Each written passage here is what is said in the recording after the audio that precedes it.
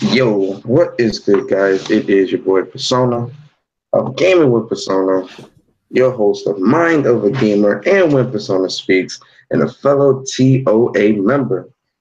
And it is another Saturday morning.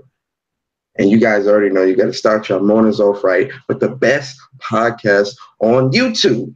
Yes, I am talking about Mind of a Gamer. Facto. These are facts. Are these facts? Demi, are these facts? Yes, these are facts. These are the facts. I These would, are 100% factos. guys, I Wow. wouldn't lie to you. Damn, I must be in Office Depot because I seem to be surrounded by facts. Yo, and for those that was not Kev, that is one of our special guests. But today, man, we got a really good episode for you. As you can see, man, the panel is very different today for a multitude of reasons. First off, MistaOfficial, he had to be an adult this morning. Right? Like he had to be an adult on Saturday. Yeah, He had to adult away. I know. Yeah, he had to. Yeah, that's what I'm saying. Like, He had to adulterino. he did. It just, even the sound of it just turns you off. Like, you gotta be adult. Nobody wants to adult. But even though Mr. Official is not here, man, he is here with us in spirits, and we still gonna have a good show. We will always remember him and cherish him. God rest his soul. Yeah, we got a lot of people in here already, man. Shout out to everybody here. But before I jump into introduce our special guest, I just want to let you guys know, for those that don't know, that are new to Mind of a Gamer, we are a podcast that we talk, a real chill podcast, surrounded by blurs, myself, Mr. Official, and Demi. And, we talk about all things gaming, all controversial topics. And we always try to approach everything that we talk about with a fair and unbiased perspective. And, appreciate you guys for being here and hope you enjoy. So with that being said, let's get into our show. We got two special guests here today, man. Two really, really, really dope dudes. And I definitely want them to introduce themselves. Starting with Achilles. Introduce yourself and let us know the games you've been playing throughout the week, bro. You can never be as strong as one, and that one is Achilles. What is up? Yo, what an intro. Yo, wait, hold on. What is debut too? Well, hold on, wait. I'm sorry, Achilles. I'm sorry. Yo, we're just not gonna skip past the intro. Like, you didn't just come out like you was just the final boss of a damn RPG. Wait. Yo, that sounds like some I don't shit. have my celestial weapons yet. That sounds like some shit Kratos was saying. That sounds like some shit that the final boss of an RPG would say, like when he's really about to go on his final form. Yo, that's so much facts, bro. Like, I was about to absorb sin from the inside. I came from. I thought that was dope as hell, bro. That was dope. It is.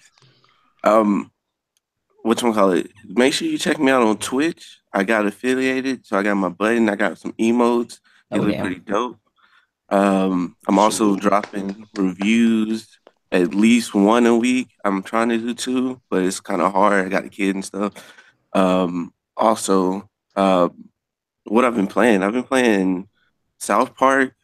I think I dropped Shadow of War because that fourth act is fucking repetitive. I can't do it.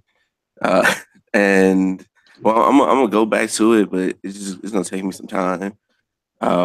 Also been playing a lot of phone games too. Clash of Clans, Duel Links. I've been up on that Yu-Gi-Oh.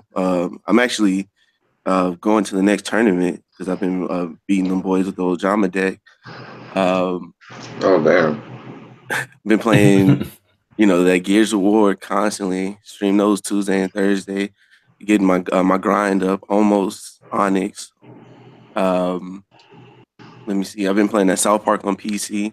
I've been all over the place. PlayStation. I've been playing that Injustice. Trying to learn that Hellboy. He's pretty tough he's not my play style, but I'm really want to. I can't wait till those turtles come out. But I think that's all I've been playing though. Yeah, that's what's up, man. It's definitely good to have you here, man. We're gonna have some fun today, man. A lot of good topics to talk about. And can't wait to get your thoughts, bro.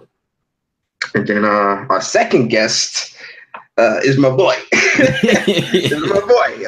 Yo, man, this guy is cool. Hella cool dude, man. He's, you know, we always playing games together and whatnot. And we got a lot of respect for this cat, man. He's definitely a really cool dude. And he also has a YouTube channel and all that good stuff, man. Afro, go ahead and introduce yourself and let us know the games you've been playing throughout the week, man. Hey, so about the whole YouTube thing. The thing is, the content for that, I'm really harsh on myself on, so there will be times where I may drop a video. It's just a question of whether or not it will stay there after I've made it. There will be times where I will live stream and stuff too, but I'm kind of a perfectionist for that sort of thing because I want to drop quality and stuff like that, and I can be kind of hard on myself in that regard. So if you want to subscribe and check out my stuff, I'll do my best. But for the most part, I just wanted to make sure it's all fun and everything. One of my favorite games, I guess I'll stick with it for this year. I'll say this once, I'll say this a billion times. It's going to be Gravity Rush 2 for being my most favorite game for this year. I went and platinum that. I've actually begun to do something I thought I would never be able to do, which is platinum games. I'm working on my Persona 5 platinum right now while we're doing this live stream. Oh, man. That's what's up. So, yeah. I like my kind of thing is I like to make jokes, make people happy all around, even though I can be extremely petty and start shit on Facebook groups and stuff. Even the petty side be funny, man. You're like, yo, guys, if you watch any of the streams from MistaOfficial or myself or whoever's in the chat streaming, you will hear Joe side. This guy he's funny, but he's like that type of funny where it's natural. It's not forced. He's a very funny cat, man. Real cool dude. A lot of respect. Yeah, I remember you guys were saying like, dude, you should like do comedy channels. Like, I can't do that planned. I can't.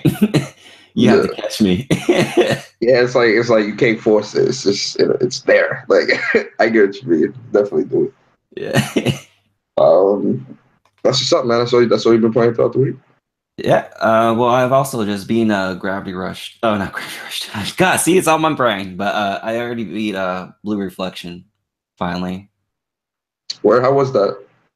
Well, here's the thing. Like, if you ever consider buying it, I'm gonna just cut straight to the chase and be real right here. Do not spend $60 on this game. It is not as well. The thing is, it's not bad, but it's not. It should be better. That's the thing. Like, it hurts me to say that it's not worth your $60, but it's just for what it's trying to do. I respect that's what it's trying to do, but the fact is that it should have been sitting around for a little bit longer. Okay. It's just like when I tweeted it out, when I played through the game, it's like, if Gus Games were to just simply not push out games so often, they could probably get something really good. And I have faith in Blue Reflection as a series. Like, I think it's really good. It kind of tries to do the Persona thing, but you have no time limit. There's no really to rush. And you think Japan 6 days of school is bad. You're going to school like 7 days a week. So you actually get no change of location. There's no weekends or stuff like that. And the interactions are actually pretty low, and the story's not something too great either, but it's not like bad, but they should have delved deeper in some areas. But gameplay wise, soundtrack wise, leveling and everything wise, it's actually not so bad. But it definitely could be better, and I hope they do improve as they possibly make a new sequel, which they might. Yeah, Gus, what's that they came out with? A Knights of Azure 2. Yeah, and they're also coming out with another Atelier game.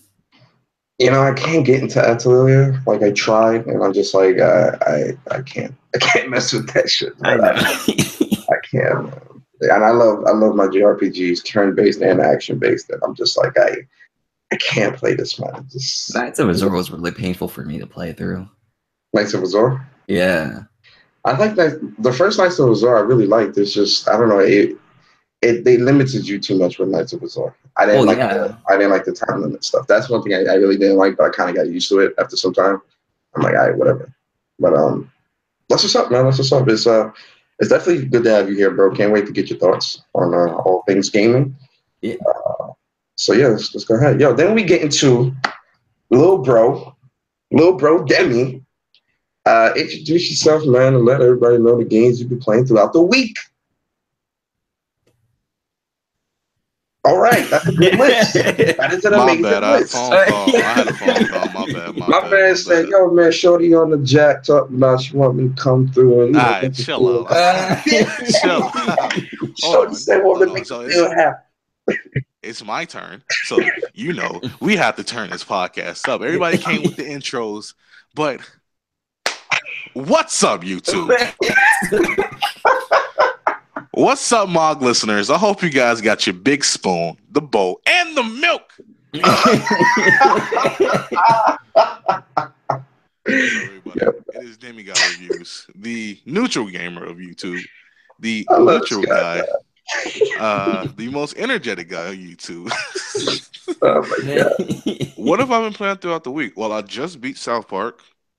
It was a really great game until that final act. You beat South Park? Word? Yeah, I beat We have to get a review on that. Oh yeah, we're definitely getting a review. That's my returning review since I haven't dropped a review in a while. That and the arcade cabinet that I'm dropping today. Hint, hint, wink, wink. So we'll be getting a review on that. But yeah, I beat South Park. Great game to that final act. Almost done with Ruiner. I don't know what's been taking me so long to beat this. I think because you have to like really go in like blindly shooting, and that's just been kind of the way I've been playing because it really isn't accurate.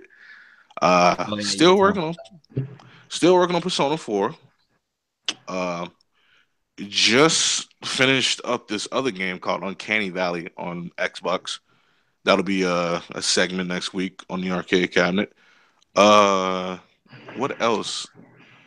See, I'm trying to finish up Assassin's Creed, but I just keep getting sideswiped by like other games. Like I started playing Deadpool, and that game was awful, but I just want to finish it at this point. Yeah, I'm playing Deadpool strictly for the platinum, bro. This game is horrible. Yeah, it's not good at all. And then I bought L.A. Noire.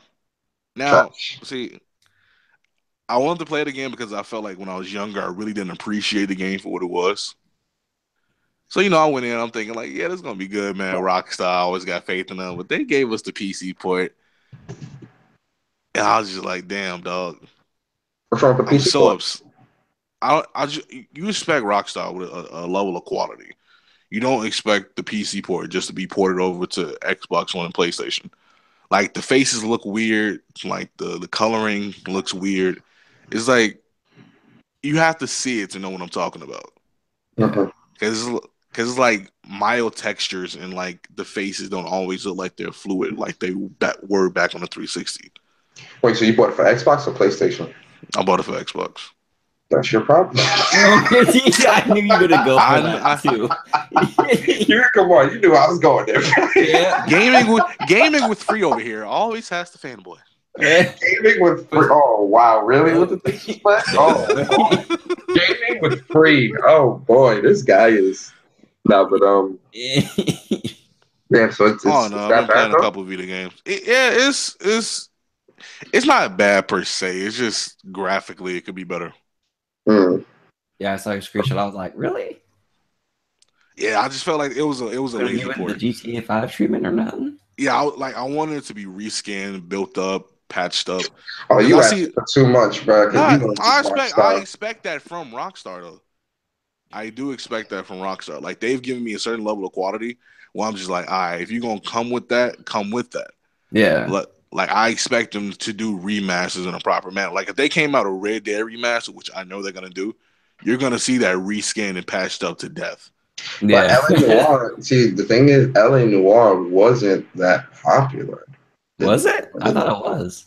It was good. It was popular. It just wasn't Red Dead Grand Theft popular. Yeah, I was gonna say. And plus, I think most of the teams working on audio too right now, and I do think they're working on audio 1 remastered too. That's probably what they're doing. Yeah, because I've seen it has Xbox One X enhanced features and it has PS4 Pro features like enhancements. So I'm just like, okay, if that has that, then this game has to be beautiful. Then we turned to the arm and was like, damn, I forgot I only got an S. Couple games on the Vita as well. Broken Age, Saturday Morning RPG. Hey, look, it's Saturday, and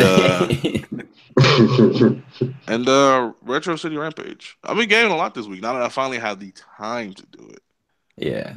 Yeah, man, you was going in for a minute before. Like, I disappeared off the face of the earth. Yeah, man, you definitely did.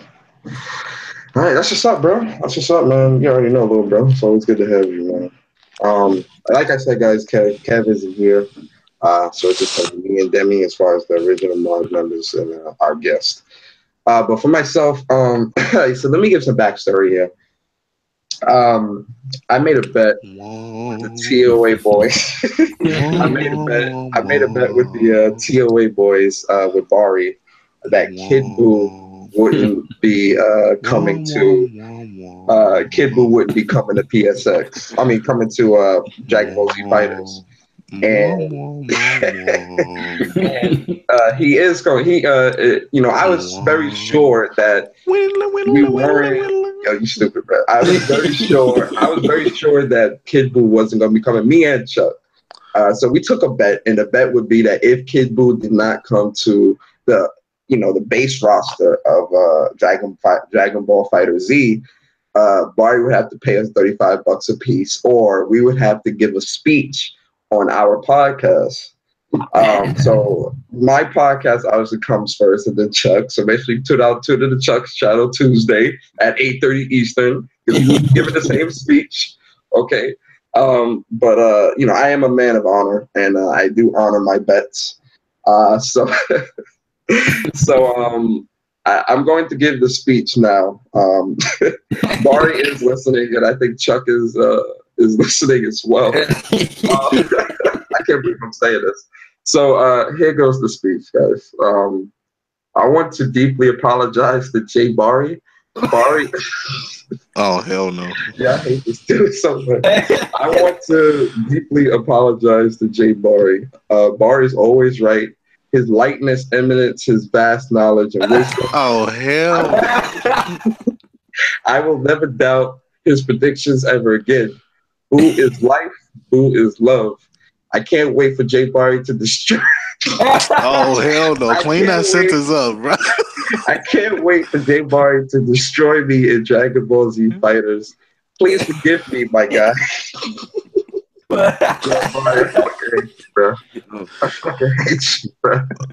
Yo, how much of your dignity did you lose making that I just lost 90% of my fucking dignity, bro. Oh, damn, bro. Yo, man. So yo, man, you will never hear me say that shit again. He said his lightness, eminent. Oh my goodness. Yo. But I did, I honored the bet. I did lose the bet. Obviously Buu is coming to Dragon Ball Fighter Z. We will be talking about that during the show. But I had the honor, like I said, I'm a man of honor, and I had to honor the bet. So Bari, I know you there. I know you probably laughing. I know Chuck probably laughing his ass off right now too. Damn, the whole chat laughing. Yep. All right, let's go ahead and let's as far as the games I've been playing, man, I've been working on my platinum grind. So I've been playing a lot of facts. I actually picked up my Vita after a very long time. And man, I was playing this game called Square Boy versus Bullies, which is really, really good game. Really easy platinum, but it's also really fun game. I got my platinum in Energy Cycle for the Vita. I also played My Name is Mayo for the Vita and got that platinum as well. As for the PS4, I was playing Jak and Daxter, the Precursor Legacy. Got that platinum. I was playing that this week. And, another week, any week that goes by, man, you guys know I got to play that Call of Duty. So I definitely was playing that COD. Oh, whoa. I mean, yo, COD this year is really fun and really good. I think the only issue with COD is the servers was so bad in the beginning that it really did hurt how good the game could be. Honestly, I'm gonna take your word for it. It's good. Honestly, it is a good Call of Duty. It's a very solid Call of Duty. There's a couple of hiccups, a couple things that fall short, but for the most part, COD is really good this year. It is. Call of Duty And Uncharted Lost Legacy, I was playing that this week as well. And also, if you guys follow me on Twitter, you guys know that I got my platinum in Assassin's Creed Origins this week. I got it on Monday, and you already know. Yep. Once again, I was hype as hell getting that platinum. Dude, I was hyped. You were working on that shit like every day. Yeah, I was playing. I put 65 hours in Assassin's Creed Origins. That's how long it took to get the platinum. And that game was fun. This easily is the best Assassin's Creed in the series, hands down, hands down. No exaggerations. I'm not lying. It's an amazing game. If you don't have Assassin's Creed, I would say definitely pick the game up. Pick up the game. It's good. But yeah, that's all I've been playing for the week. Like I said, I honored my bet. Bari, not going to body me as Dragon Ball Z Fighters 8. Okay? I don't care what nobody says. We will be streaming them lobbies when the game comes out. You already know. Yeah. But I had to honor the bet, man. It's all love for Bari now. But yeah, so let's get into these topics. So first off, we all know Black Friday is coming around. We all know Black Friday is shit, man. I would say Black Friday, folks is more excited for Black Friday than they are for Thanksgiving, spending Thanksgiving with their family and shit. It's like, damn, like you got folks still around, right? Like, might as well just call it Black Friday because, like, yo, man, people be more excited for themselves than that turkey and ham. Look, man, I'm trying to get the turkey and ham. I'm thankful for these savings. I want the mac and cheese. You feel me? Yo, Joe, Josiah, you breaking up a little bit. Your mic is crackling. Fix that mic up, my boy. Yeah, your mic is crackling.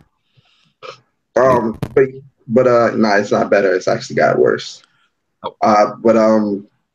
Yeah. So with that being said, Black Friday they always bring out special things that you can only get during these special holiday times and during big amazing sales and all these different things. So one of the special things that's coming out this year that I am even considering getting is they're coming out with a Black Friday Crash Bandicoot trilogy bundle, and the bundle comes with an exclusive, never before seen Black Friday exclusive, GameStop exclusive pair of Crash Bandicoot socks. How many times are we gonna use exclusive there? Jesus. Listen, man, I'm only going to use Xbox.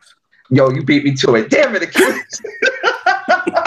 Yo, but yeah, man, there's gonna be like these exclusive socks that's gonna come with the Crash Bandicoot bundle, and the socks are pretty dope. Starting with you, Achilles, how you feel about this? Does this entice you to go pick up the game for some socks? Man, to be honest, if I was gonna pick up the game, I'll go get the Walmart exclusive level over socks. Like they might look cool and stuff, but I only use black socks that way. If one get lost, I still always have a match. Always use the same kind. Yo, that's real. That's real rap. That's real philosophy. Yeah. Stupid. Yo, Joe. I'm saying these socks is important, bro. You got to keep your feet warm. It's wintertime. You hype off this deal? Okay, I respect it. Good talk, Jay. Good talk, bro. Good talk. Yeah, I think he's still fixing his mic.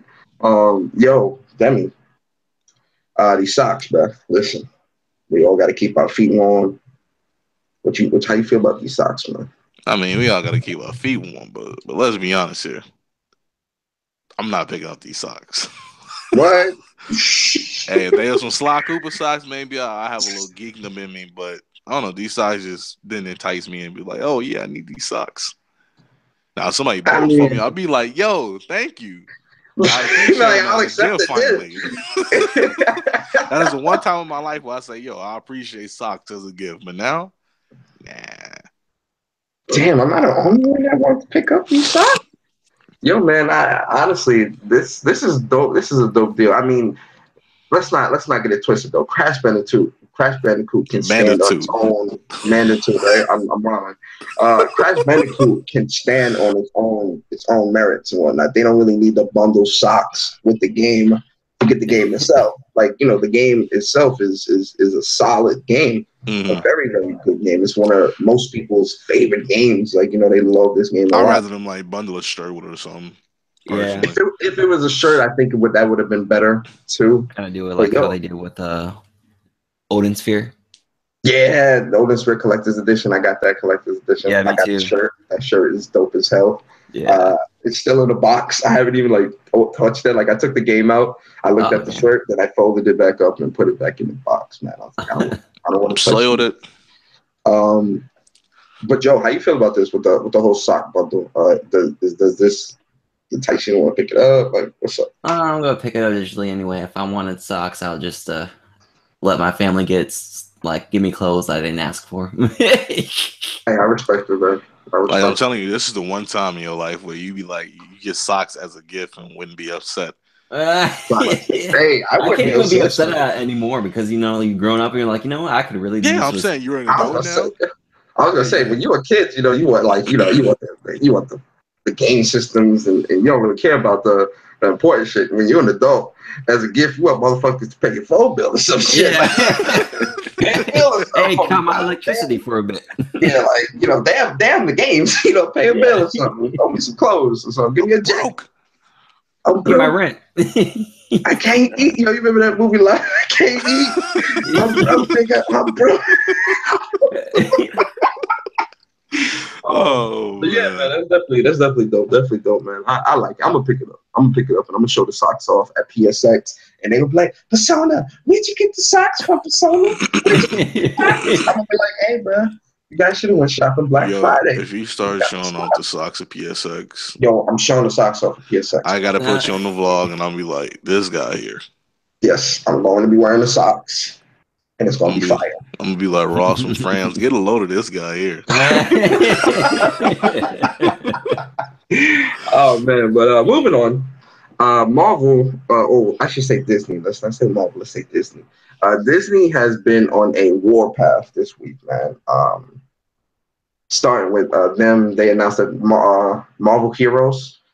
They're cutting ties with Gazillion, the developers Gazillion, and they're shutting the game down. The game's getting shut down. So for those that don't know, Marvel Superheroes was a Diablo-like game. Came out for the PC, PS4, Xbox One, I think.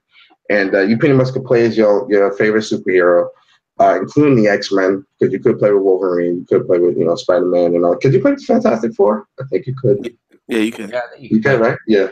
And you pretty much, it was a Diablo-style game, and you walked around with your friends or with randoms, and you fought and all these different things. They didn't really say why they were cutting ties, but we just know that they are cutting ties. Now I have two questions for you guys that I want you guys to answer.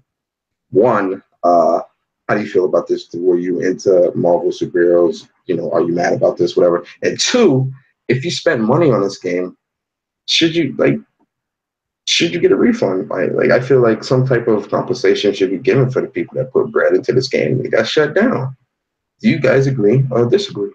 Achilles, start with you. Definitely. I mean, I played the game when it came out on PC in 2013, so I had my fun with it. But it really sucks for people on PlayStation and Xbox because it came out, June 30th of this year. So it's been out for a little while. And you should definitely get a refund for a game that's been out for, less than 6 months? And you put all your money into it because it was like you get one free character and then you could kind of find another character, but most of the time, if you wanted to play as a certain function, you had to pay that bread to play with the Hulk or exactly who you wanted to be. Yeah, I agree, man. Like this is why microtransactions. They the devil out there. Joe, how you feel, bruh? Like, did you play the game? How you feel about these people? They ain't say nothing about no refunds or nothing like that. So how you feel about this? Well, definitely for the people when they just released this on console, they should definitely get a refund. As far as how big of an impact this game might have left, though, I remember when this was first announced, I was excited at first, but once it turned out to not be that kind of game that I was expecting it to be, I was just like, eh. So I'm like, I don't really have much of an opinion because I actually have never played it myself. So I know it sucks for those who've probably been really into it. Yeah, man, listen, let me tell you something. The council, with the council, man, we whenever games like this come out or big multiplayer games, we all tend to buy them and we all tend to try to play together, with the games. Council was getting this game downloaded. Oh, it's free, blah, blah, blah.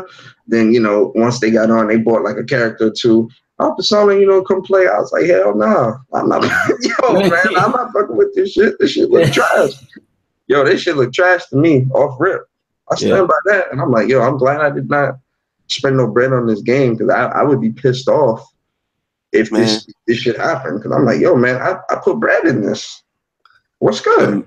Imagine if you grind it up and you finally got the Hulk and then this news came out. Yeah. Yeah, dude. You put in like 100 hours. Yeah. Yeah, that would really be messed up. Demi, how you feel about this, bro? I'm just gonna be straight up honest here. The game was boring. Like, I personally didn't like it myself. I tried it. I gave impressions on it, but I wasn't like exactly wowed. Yeah, it sucks that people, you know, that stuff is happening to the game, but I didn't like it. It was cool. Fun for those who wanted to play as whatever superhero they wanted to play as, I guess.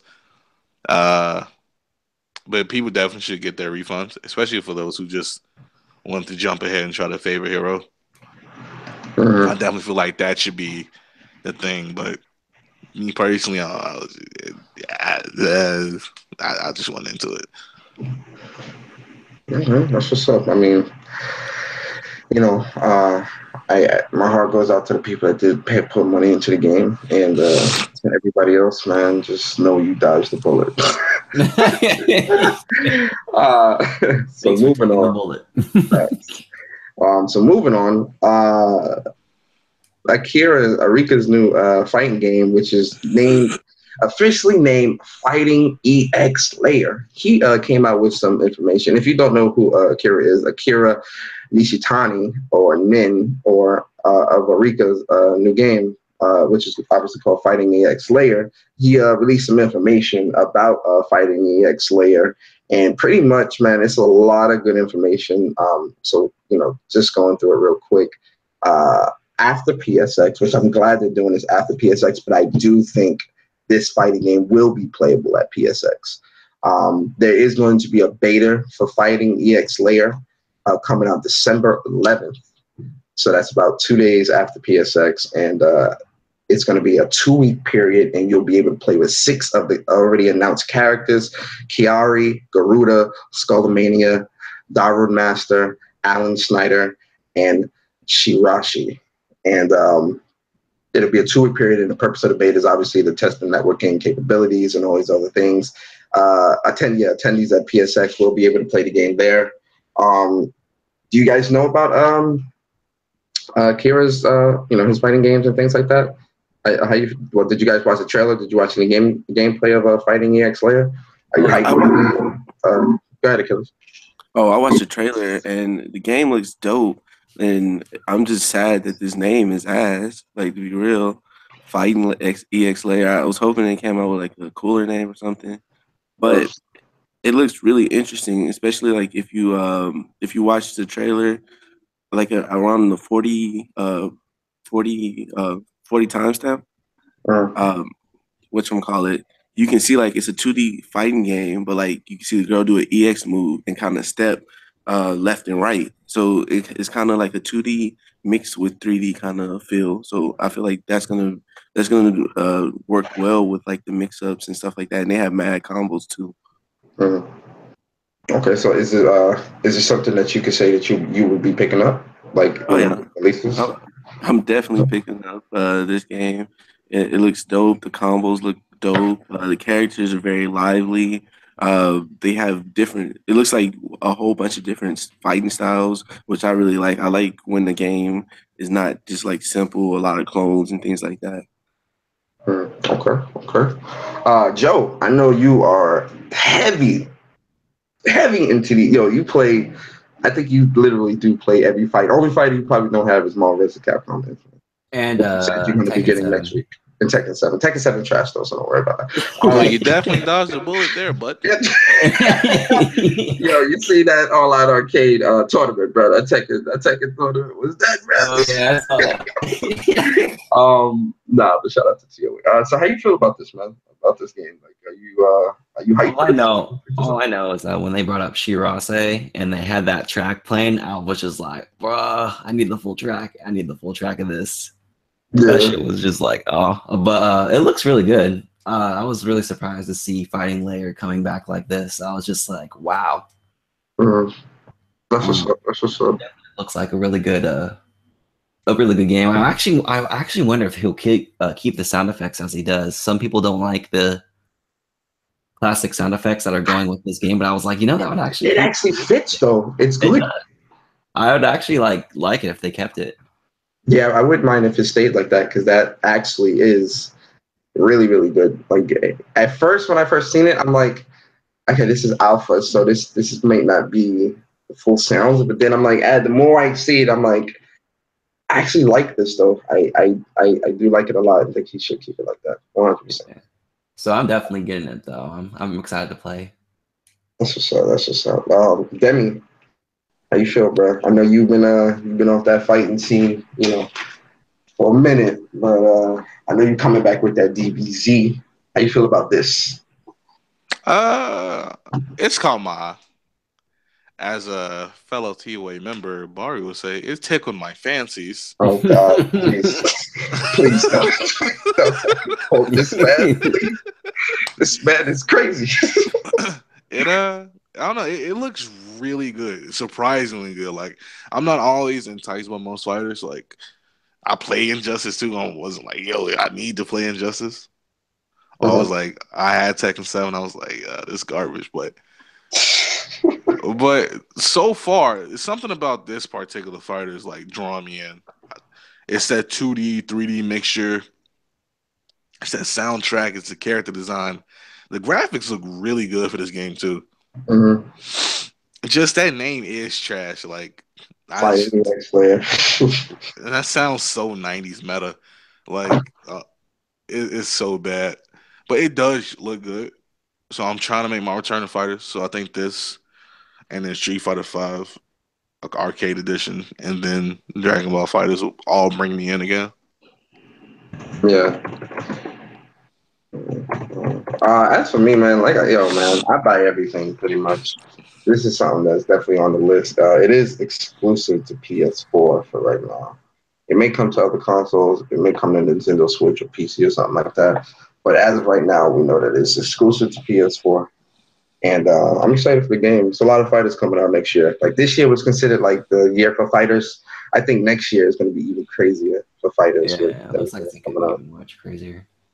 So, I'm definitely hyped. Yo, we got Sick Humor in the building. Hey. So shout out to Sick Humor, man. Thank you, man, for coming through. Make sure you guys check out Sick Humor's channel, man. He is a really cool, knowledgeable dude. So yeah, moving on. One thing that's really had me really, really excited is seeing all these crossover characters coming to these different fighting games, man. It really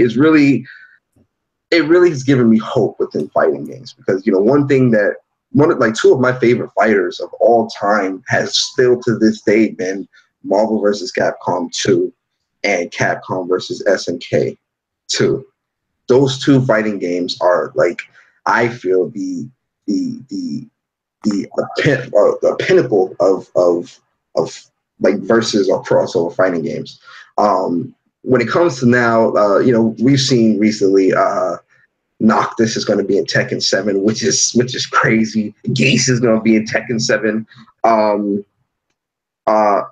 was that? What other fighting game was that? Yo, I had it in my head and I forgot. Anyway, Injustice. You got the Turtles and Injustice. Yeah, that I was trying to lead into the Turtles and stuff, but there was another fighting game that had a crossover character. I forgot who. I know KI had Rash and we had Arbiter. Ram. Rash and Arbiter. Rash, it's not Ram, really a and fighter, Arbiter. but Smash Brothers had Cloud. Oh yeah, Smash Brothers had Cloud and Ryu. Yeah, there's been a lot of and Bayonetta. And Bayonetta, yeah. There's been a lot of like character crossings over into like other games. Like we got Aloy that's going to be in Monster Hunter, which I feel is amazing. So you know, I mean that. I mean, she fighting monsters, ain't she? Yeah, I hate you, bro. But you know, pretty much with that though. You know, Injustice 2 did announce their Fighting Pack 3. And the Fighting Pack 3 is going to have Adam, which we knew because the trailer came out already. It's going to also have Enchantress. And it's going to have not one, not two, not even three, but all 4 Ninja Turtles. All 4. Leonardo, Michelangelo, Donatello, and Raphael. But the only one that matters is Raphael, baby. That's the only one that matters. Yo, see, Demi, this is why I fucks with you. So yeah, like that's just crazy. Like when I seen that blew my mind. So the question I want to ask you guys is, first, how do you feel about the Ninja Turtles being in Injustice 2? And then 2, what type of character would you want to see crossed over into a fighting game? So what character would you want to see? Like your own, it could be anybody. You could say, I want to see Jesus in Street Fighter. Like it doesn't matter. You know, tell me what character. Hey, Jesus in Street Fighter might be bad. Hey, Jesus is in a different fighting game on the PC.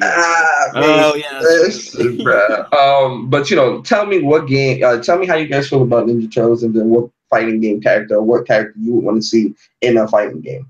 Starting with Joe. Go ahead. Give us your thoughts, man. Personally, I wasn't feeling as hyped as everyone else because, you know, how I felt with Mortal Kombat characters being put in the game. I was like, you know, I wanted to see more DC heroes, but at the same time, I can understand the hype for the Turtles coming in because it's like we don't really see that, and seeing them being placed into an actual like fighting game like this, it's actually I think it would be pretty cool. I think they kind of got inspired too if they've saw the Ginyu Force, because I know that was shown earlier, and I was like, you know, maybe we should do this with the Turtles too, do like a 4th thing for a character slot. So it's gonna be cool to see how they play out and things like that, see the combos and stuff.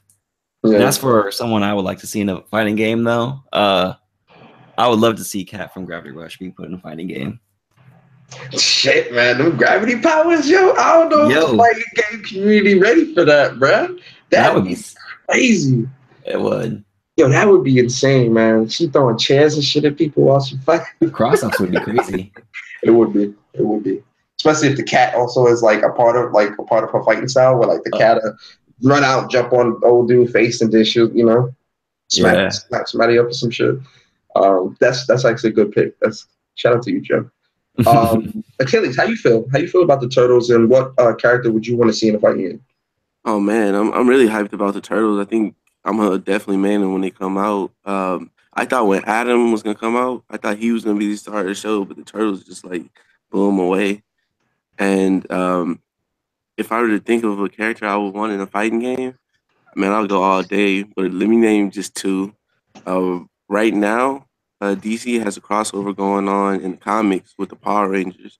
So I would definitely like to see them in Injustice, in like a Red Ranger or something like that. Or I would like to see Deku from My Hero Academy actually show up. Oh, yeah. Whoa, Deku though? Deku. We just need a My Hero Academia fighting game. Yeah. I give you respect for that. I give you, My Hero Academia fighting game. Oh, Boku. No, let's say it right. Come on now. Boku no Hero. Boku no Hero. That would be dope. Sorry, I watched my anime dubbed. Sorry. Hey, bro, you're not about to disrespect my Boku no Hero. Yeah. Sorry, guy. I watched my anime dubbed. Listen, man, it's 2.5 weeks to PSX. If you try to throw hands, let me know. But you're not going to disrespect the Boku no Hero. It don't work like that. Sorry, I'm an American. I watch my anime dubbed. Oh God. Oh God. Go back to watching Adventure Time. Yo, Debbie, you savage for that. Deku that would actually be really, he would be a really dope fit though. I agree. That would be amazing. Debbie, Turtles. You How you already feel? know. You already know. I'm a Turtles fan. I'm a fanatic. I'm hype. I don't even like Injustice, but I'm hype. Like that made me want to reinstall Injustice and go through the trash I went through online. But I'm ready. I'm buying those characters, bro. I'm getting it, bro. I'm hype. You'll buy Like the characters and when I lose. seen the trench coat, exactly. When I seen the trench coat, bro, I threw my hat across the room. You did not throw your hat across the room, I bro. threw my hat. I threw my hat because that's a nod to the old school movies. And I was just like, all right, bro, it's on and popping, bro. I already know what's going down. You know what? You know what's funny though? When I see the trench coat, I kind of knew off rip too, because that's how they, when they like, if you remember it in the old movies and shit, that's how they dressed up sometimes. Oh, Yeah.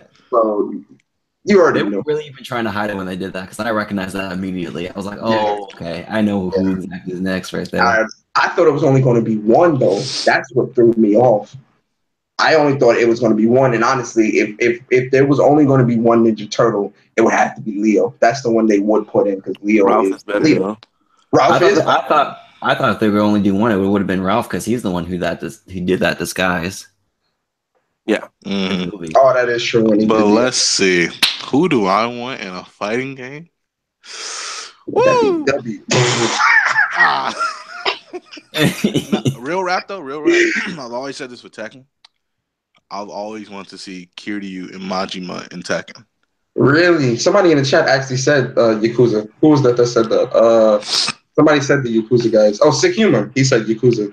Yeah, those guys, Kiryu and Majima would be so sick, bro. Especially Majima with his fighting style. Oh yeah. God. Oh yeah. Oh yeah. Oh yeah. That would be dope. As for me, man, Turtles is really dope, and you know, I've been getting kind of slowly getting back into Injustice anyway. You know, trying to get better. So I'm excited for the Turtles. I'm excited to see how they're gonna fight. I want to see how they fight. I want to see how they're gonna really make that work. Where is it going to be all 4 characters as one, or is it going to be 4 character slots? Because if it's 4 character slots, yo, listen, that's really gonna be a game changer. Because yeah, I'm telling you, Raph gonna come out and he gonna put work in. Y'all better watch for my boy Raph, man. He a hothead for a reason. That's my boy. I think it's gonna be one character though, because I think the circle button, the character power, you're gonna be able to swap them out. Okay, that'd be cool. All right, well, I'm swapping the Raph off rip. There we go. And as for a character that I would want to see in a fighting game, I wouldn't mind seeing an Xbox One controller. Let me stop. Oh boy. The Xbox One controller. Buy them to get some exclusives. Nah, honestly, if I had to say I want somebody to be in a fighter, I would say Nathan Drake. I would want to see Nathan in a fighter. So he can be like Chris? Huh? Oh man. What is he gonna play like Chris from Marvel vs. Capcom? No, he would fight like more of like a brutish style, not more because I mean he does use guns and stuff like that, but he also like he swings and he's you know punching people and grabbing them up by the neck and stuff. I would want him to be more of like a hand-to-hand brute style, like martial arts kind of combat almost. Oh yeah, Nadine and Chloe would be dope too. That would be dope, sick. And then one more. Shit, man, I don't even know. I legit don't even know who the second one would be. Aloy. I got a second one. Aloy. I got a second one. Yo, let me see Aloy out here, man. Aloy could be like Aloy would be badass, yo. Hell yeah. Put Aloy up in there. See how we kicking ass. What was you gonna say, Dem? I had a second one. It just popped in my head. I always wanted to see like a Soul Calibur character crossover in the killing. Oh my Nightmare. Give me Nightmare. Give me Nightmare or give me Nightmare's a Zalamail, bro. Oh my God. Yeah, Zalamail. Put 2B in a fighting game. 2B will be dope. Actually, 2B is modded in Street Fighter 5 on PC. Oh yeah, I saw that. I saw the mods for that. I was like, woo! But it's just Cammy. Yo, speaking of which, we need a new Soul Calibur. Yo, we do. Nightmare and Zazamel and what was the other guy? What was the girl's name? Was it Ivy? Yeah, Ivy. Ivy, the one with the whip chain that turned into a sword, and Oh that yeah. he was the daughter to that pirate dude. I forgot his name. Cervantes. Yeah, Cervantes. Yeah, Cervantes was badass too. Cervantes and Ivy were amazing in Soul Calibur. I'm a Maxi main since the game was called Soul Blade. Really? I was a young Sung main, bro. that fan sword used to go in. I used to use Nightmare, and I forgot the dude's name with like the Wolverine claws. I forgot his name. Are you talking about Voldo? Yeah, Voldo. I used to use Voldo a lot too. I loved Voldo. But yeah, that's definitely something exciting about. Shout out to the Turtles, man, making it into a Shout out to Cloud fighting Mario and Sonic while Noctis got to fight Akuma and G Sour, bro. Yo, Noctis got it rough, bro. Cloud over here just beating people up just for fun, bro. Yeah, my man Noctis, man, he better go get that Ultimate Blade. I don't know, bro. Pull out that summon real quick. He gotta fight devils, bro. Yeah, you Cloud just beating up on plumbers and hedgehogs. If Noctis gotta fight that final boss Akuma, whew, nigga, you got to go. You got to go, bro. It's rap. But moving on, sticking into like the fighting game topic.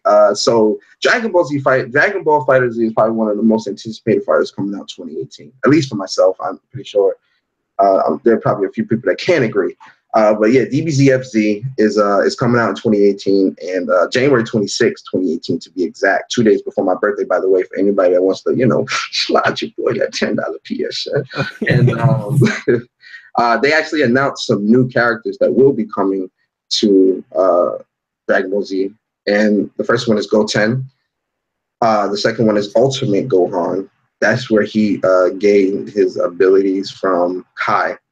What's that guy? Yeah, Mystic Gohan.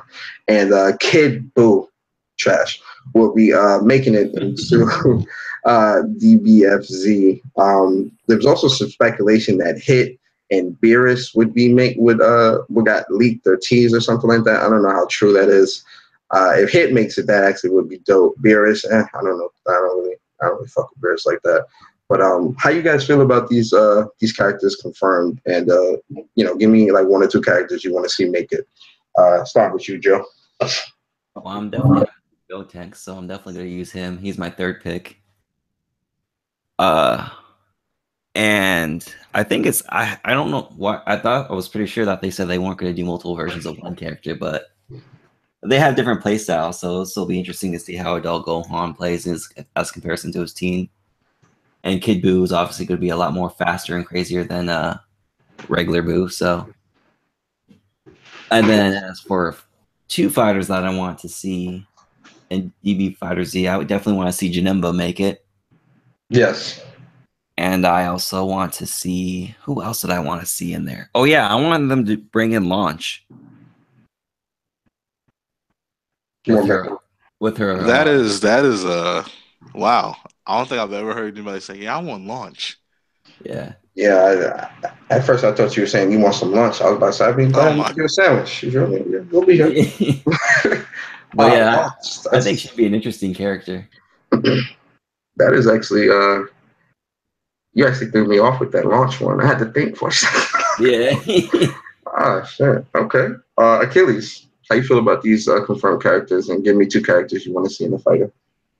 I actually like it a lot. I think, like, at first I wasn't sure about my team. I think they actually just released my team. I think that might be one of my teams for sure. And for a character to come out, I can only think of one right now, but I definitely want to see PyCon. I said PyCon. Yes, I always said PyCon should be in the game. He'd be perfect. Definitely, and maybe to just think of one real quick, I guess Metal Cooler or something like that. Yeah, cool. Cooler, definitely. You actually took one of mine. I was going to say Cooler. That's what's up. Demi, how you feeling about these confirmed? I'm with it. I wanted that Gohan. Gotenks, I'm probably not going to use. But Kid Buu, I'm rocking with it. I'm rocking. Gohan and Kid Buu is the two that I wanted the most. Uh-huh. So I'm like, yo, my team is looking nice. But for the character I want in there, you already know who I want in there, man. You already know who I want. I want Rose. Give me Rose. Yo, stop. How many variations of this guy we gonna put together? I know. He's a different version. Because I he mean, fights he is. completely different from Goku. I mean, he does. Right. And he has a sword. You have to pick one Zamasu. One Zamasu only. Oh, God, I'm not picking. Man, if they do Zamasu and Goku Black, I'm probably going to be like, oh, I just want Rose. That's all I need. Why not just have a fusion, though? I just want my pink hair Super Saiyan so I can go around screaming Rose. Rose.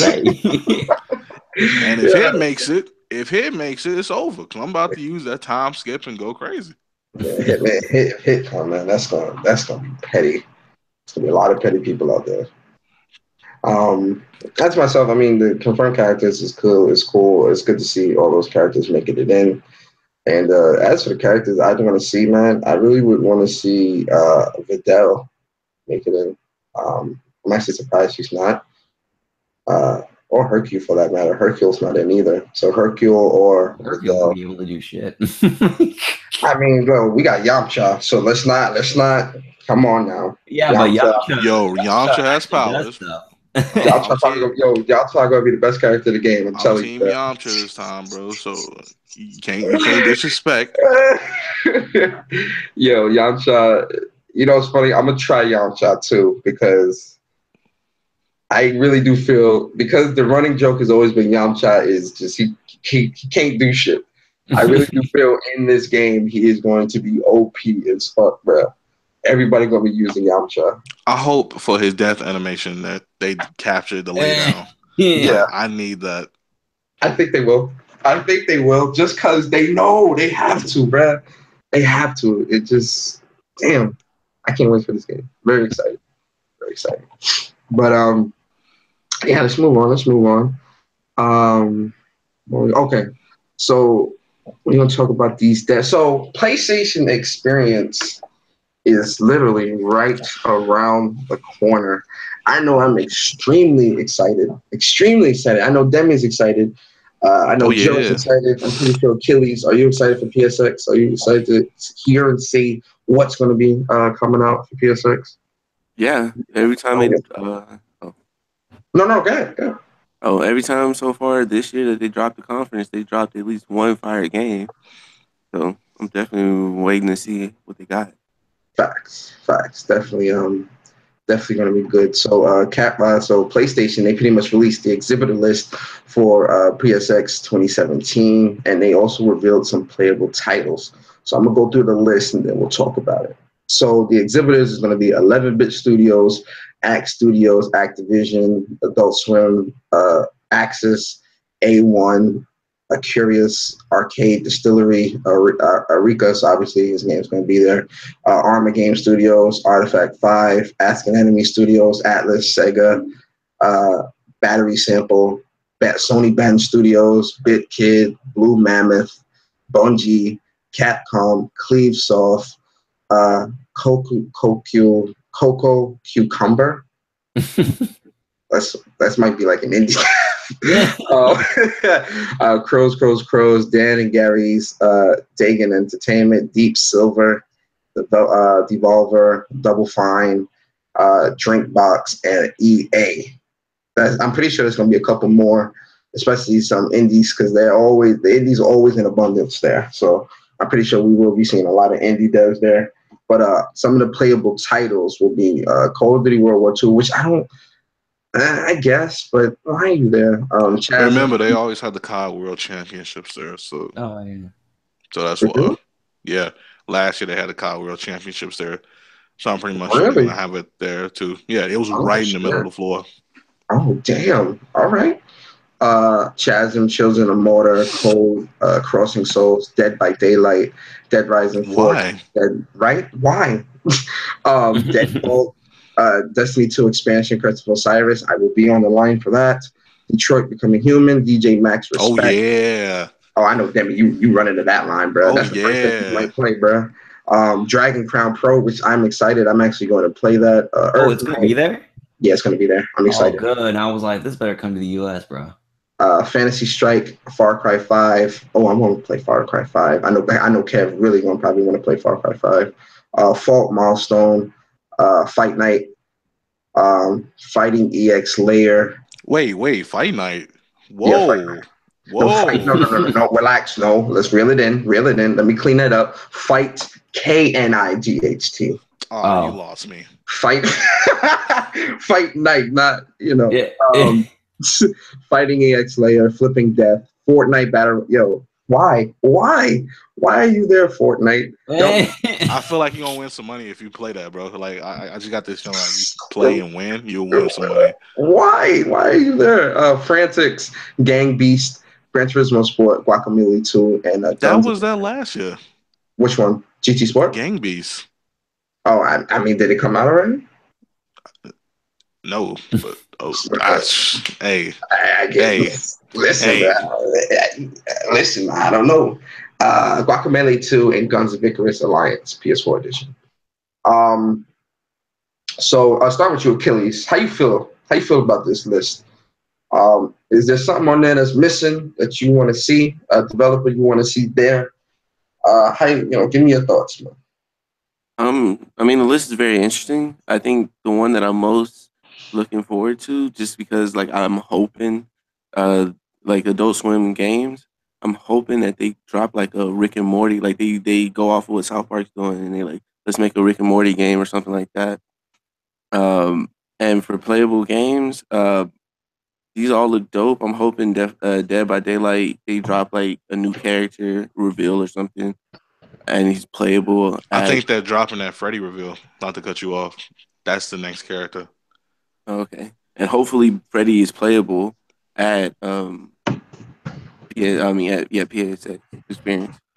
Also, I'm hoping to see a lot of new characters coming from all these playable games, like these old ones, like Gang Beast, and something use Twitch. Maybe Fortnite Battle Royale. They might add like the new weapon or a whole new map or something. So that's what I'm looking forward to. Okay. Are you going to PSX, Achilles, or are you just going to be watching it from home? Yeah, I'm not. I used up most of my vacation time already. Oh, okay. That's just so. Well, you be there in spirit, bro. Joe. Yeah. Give me your thoughts on this, man. How you feel about this? Well, I wish I was going. That's one thing for sure. Yeah, man, it'll be dope. I'm actually excited. I hope that we'll see something new. I know we won't be getting anything from Japan Studio probably till next PSX, so that's the studio I've been keeping an eye for. It would be cool to see more of Spider-Man once they have that. If Insomniac's going to be there. Mm-hmm. I hope they'll drop a release date for the Dragon's Crown Pro. Yeah, I'm really hoping for that too, because watching that gameplay trailer, I never played Dragon's Crown and I never played Odin Spear. And when I beat Odin Spear and played that and then played Dragon's Crown, I mean, looked at Dragon's Crown, I'm like, yo, this is like an adult Odin Spear. I need this. So I want that a lot. I also want them to show more details for their new game that they're working on too. I can't remember what it was called though. I think it was called 13 Sentinel or something. The came out Vanillaware? Yeah, from Vanillaware. 13 Sentinel, that sounds dope. Yes, and that's their newest one. I want to see more of that because so far all we got was just basically here's some landscapes and some walking. I'm like, okay, but let's see some combat. Let's see some interactions. Yeah.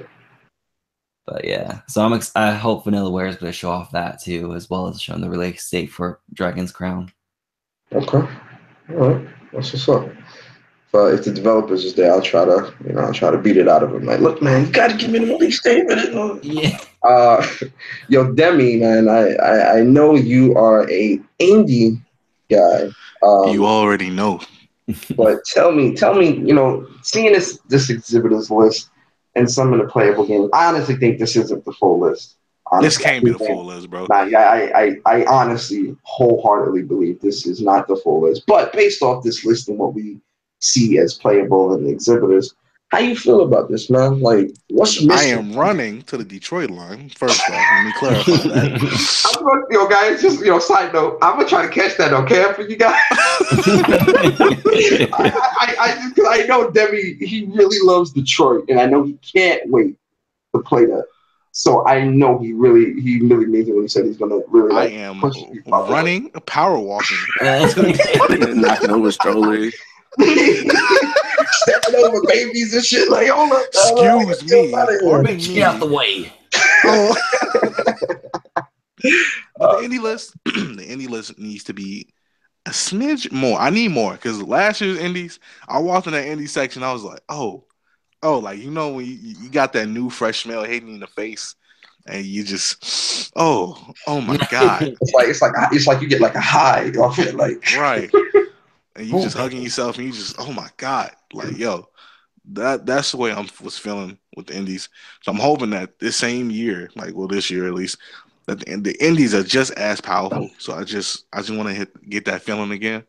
Yeah. I'm surprised one studio that I wanted to be there didn't come, and that was Thunder Lotus, because they dropped Sundered. And I was hoping they had something else down the pipeline to show us. I need to start something. But Adult Swim is usually good. They're usually fun outside of that one horrible game they dropped. They're usually fun to have. And that was that Small Radio's Big Televisions game. Oh. That game was awful. Devolver, I always know Devolver's quality. I always know what they're going to bring us. They gave us Foul Play. They gave us Ruiner. They have good stuff in their the bag. They just always don't fully follow through. Kinda. Hotline Miami, don't forget that too. Oh yeah, see. Wait, Devolver made Ruiner? Really? Yeah. Oh shit! I didn't know. That's good. That was one of their weird E3 conferences, and they showed it off. I was like, yeah, I can do that, just not this conference. Yeah. You say that for the backdoor conference, man. Right, that conference made me feel like I was high. Like, what did I take? What? Put in my drink. What happened? Who put this in my food? I was about to say something messed up, but clean it up. This is a family-friendly show, and you're the host. You're right. Can't do that. I can't. Right now. Yeah, I can't. I'm sorry. I was gonna say something so fucked up. Yo, right, but that's all you got, Devin? That's how you feel? You good? Yeah, I'm hyped. I'm ready. I just need more VR. I want more VR stuff too. I do think those VR games. So a lot of those VR games that we saw at Paris Games Week, I do think they will be playable there. I do, like Mosh. Because I really want to try Moss. Yeah, Mosh looks like it's going to be one of the most promising VR games to come out since Riggs. Really, honestly, like it looks. And that one VR Ace Combat too. Ace Combat. I want to play that. And that one spy game they had. I want to try that out too. And that what's that club shooter game? What's that, Blood and Trust or some shit like that? Yeah, that's what I'm talking about. Where yeah. Like John Wick, just shooting everything up. Yeah. That's what I want to play. Yeah, that looked really good. So I really hope those games are playable at PSX. As for like the exhibitors list, I'm not going to say it's a bad list. It's just when you look at the stuff that is coming out next year, and like how far along they are in the development process, and how Sony has said everything's coming out 2018. You would think most, if not everything, that has been shown so far is playable at PSX. I'm pretty sure Spider-Man is going to be playable. I'm about 80 to 85% sure Spider-Man will be at PSX. If it is, that might be like a surprise. Like, oh, surprise, guys, we got Spider-Man. You guys. Persona will be running. Listen, sprinting. There's one thing Persona don't do, and that's run. Listen. Nah, I will. Next year, I'm not even gonna power walk. I'm just gonna skip out on the conference and be waiting at the door.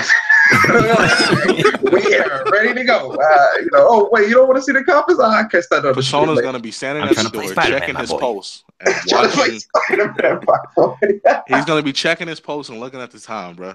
Facts. He's gonna be ready. I'll be taking the long ass steps, bro. Like we out here, man. So it's Spider-Man or God of War is there. I'm definitely trying to play both of those. I'm not as hyped to play Detroit as Demi is. He gonna power walk. I'm probably gonna be like 4 feet behind him. Like Demi, wait, slow down, bro. Slow down. Let me catch up, bro. Like, bro, you got to power walk. I'm not as excited as you, bro. I can't. Step it up. Days Gone, I do feel will be playable there, and I do want to see Days Gone. I do want to play that because I want to be able to properly debate some of these Xbox dudes that be saying that State of Decay is the better game. I played State of Decay, but I haven't played. I haven't played State of Decay 2, but we play State of Decay. I will be ready to argue because I will be there. Yeah, I want to see Days Gone. I want to play Days Gone because I want to be able to say, listen, it looks better than State of Decay, but doesn't play better. So I will obviously, me and Demi will probably do like a little mini PSX debate on that on live stream or something. Because State of Decay does have this one thing I'm really liking about their online. And that's the permadeath. Your character dies, it's over. Yeah. What else? Fighting EX Slayer, I definitely want to get my hands on that. I'm pretty sure DBZ Fighter FZ is going to be there, and I'm pretty sure Kid Buu will be playable at PSX. If it is, you will see Jay Barry running, and I will be catching that on stream. Trust me. I'm pretty much sure Cold Vein will be there too. Cold Vein? Maybe? Cold Vein? I got the feeling Cold Vein will be there too. If it is, I'll try it out. I'm like this year. I'm trying to play as much as I can. Some of the bigger titles. Arc System supposed to be there? Yeah, Arc System is going to be there. Yeah. Maybe they'll drop the release date for the Blaze Blue cross tag battle. That has to be there. Yes, I hope. I hope because Blaze Blue is supposed to be coming out the first half of the year of next year. Oh, okay. So if Cold Vein is there, I'm gonna walk into line and disrespect everybody there. Like y'all playing this dark trash. I'm cutting the line, bro. I'm cutting the line. Listen, bro. I'm cutting the line somewhere. I'm probably not gonna be able to play all of the big titles because those lines. Listen, Demi was there last year. Those lines for those big titles are very, very extremely long. Pause when I say that. You're not gonna want to wait. You'll be waiting like 3-4 hours just to play that one game because the line is so long. So I'm probably only going to try to play two like big AAA games. And let me know on Twitter what two you guys want me to play because I'll just play those two and then give you guys reviews on the channel if you want. If you want me to play Spider-Man and God of War, I'll do that. If you want to play Days Gone and Spider-Man, whatever, let me know. But for right now, the two that I really do want to play is Days Gone and Spider-Man. Because I really do want to, get those down packed. But I don't know. The list is decent so far. I just hope that we do see more. Detroit is the only thing that matters currently. Like everything else has to wait. Yo, we got King's Blood Gaming in the building. Shout out to KG. And we got Big Sis Timbo in the building. What is good, Big Sis? Appreciate you for coming through. You guys got any other thoughts about PSX? You guys want to add? I'm hyped. I'm ready. I'm ready to see the Capcom stuff too. I'm ready to see the Capcom Pro Tour. Oh, and Street Fighter 5 Arcade Edition will be playable there too. Mm-hmm. And we're probably going to get the announcement of Season 3 and those characters. One of those characters, which I'm excited about because everybody's saying that the first character is going to be Sagat. It might be, but I'm gonna tell you like this. Since the COD World Championships will be there, we got to run up to FaZe and be like, yo, you taught me how to trick shot, bro. Yo, I'll never in my life. Hell no, bro. Yo, listen, bro. I can't. One thing Persona can't be is a fan. Hell no. I'm not about to be running up to no man. Oh my God, his name shot? I'm your biggest fan. If I see them, I'll dap them up. Like, yo, what up, bro? Like, I used to watch your COD videos when I was young. What's up? I ain't gonna be like, oh my God, bro, I used to watch you, man. I love your videos so much, bro. I'm not gonna lie. I did that last year with Max. I seen Max. Maximilian? I spazzed out, oh bro. My God. You know, it's funny. When I saw Max in 2015, right? He was super tired because like he was taking pictures all day. People were just running up to him, and I didn't want to bother him, so I didn't get a picture at first. Then when I seen him again at the Street Fighter booth, I was like, "Fuck this, man! I gotta get a picture of Max." I was like, "Oh, Max, man, what's up?" He was like, "What's going on, dude?" And I was like, "Yo, man, can I get a picture?" He was like, "Sure, sure, sure." I was like, "All right, cool, appreciate it." Yo, it's funny. I'm tall, but he's actually taller than me. He's tall as hell. Yeah, he's taller than me, and I'm like, damn, dude, like you made me look like I'm some short ass dude. I like, made a joke with him. I'm like, yo, so you not dressed up for Anime Sunday? And he just like started dying. Yo, Because usually he cosplay out for like Sundays when he streams. Yeah. And he was just like in legit tears. I'm like, hey, I was that funny. I should be a comedian. Don't quit your day job. Same thing with what's his name, Greg. Game over Greggy. Like when I first met him, he's tall, and like I said, I'm tall, but he was taller than me. So I'm like, yo, like, what are you, 6'5", 6'4"? Like, what are you? Like, so Max and Boogie last year. I met Boogie the first year. Yo, I met Boogie the first year. Boogie is a cool, really, really cool dude. He asked me, how's the channel going? You know, you enjoy it? Do you like it? Because the minute you don't enjoy it, you don't like it, that's when it's time to quit. I was like, yeah, man, I enjoy doing this. He was like, well, here's some tips. And he shouted me out on Twitter. I was like, oh my God. Like, yo, I started spazzing. If I see him this year, I'm be like, yo, Boogie, man, can I get you on the podcast, bro? Like, can I vlog with you real quick, Boogie? Yeah, vlog with Boogie. I love Boogie, man. That's my dude. I love him. But yeah, man, you know, that's PSX, man. PSX is coming in. This guy move on. I can talk about PSX all day. I don't want to. I can talk about life all day. I can be here all day. Facts. All right, so I want to get you guys thoughts. This is a controversial topic that's happening right now.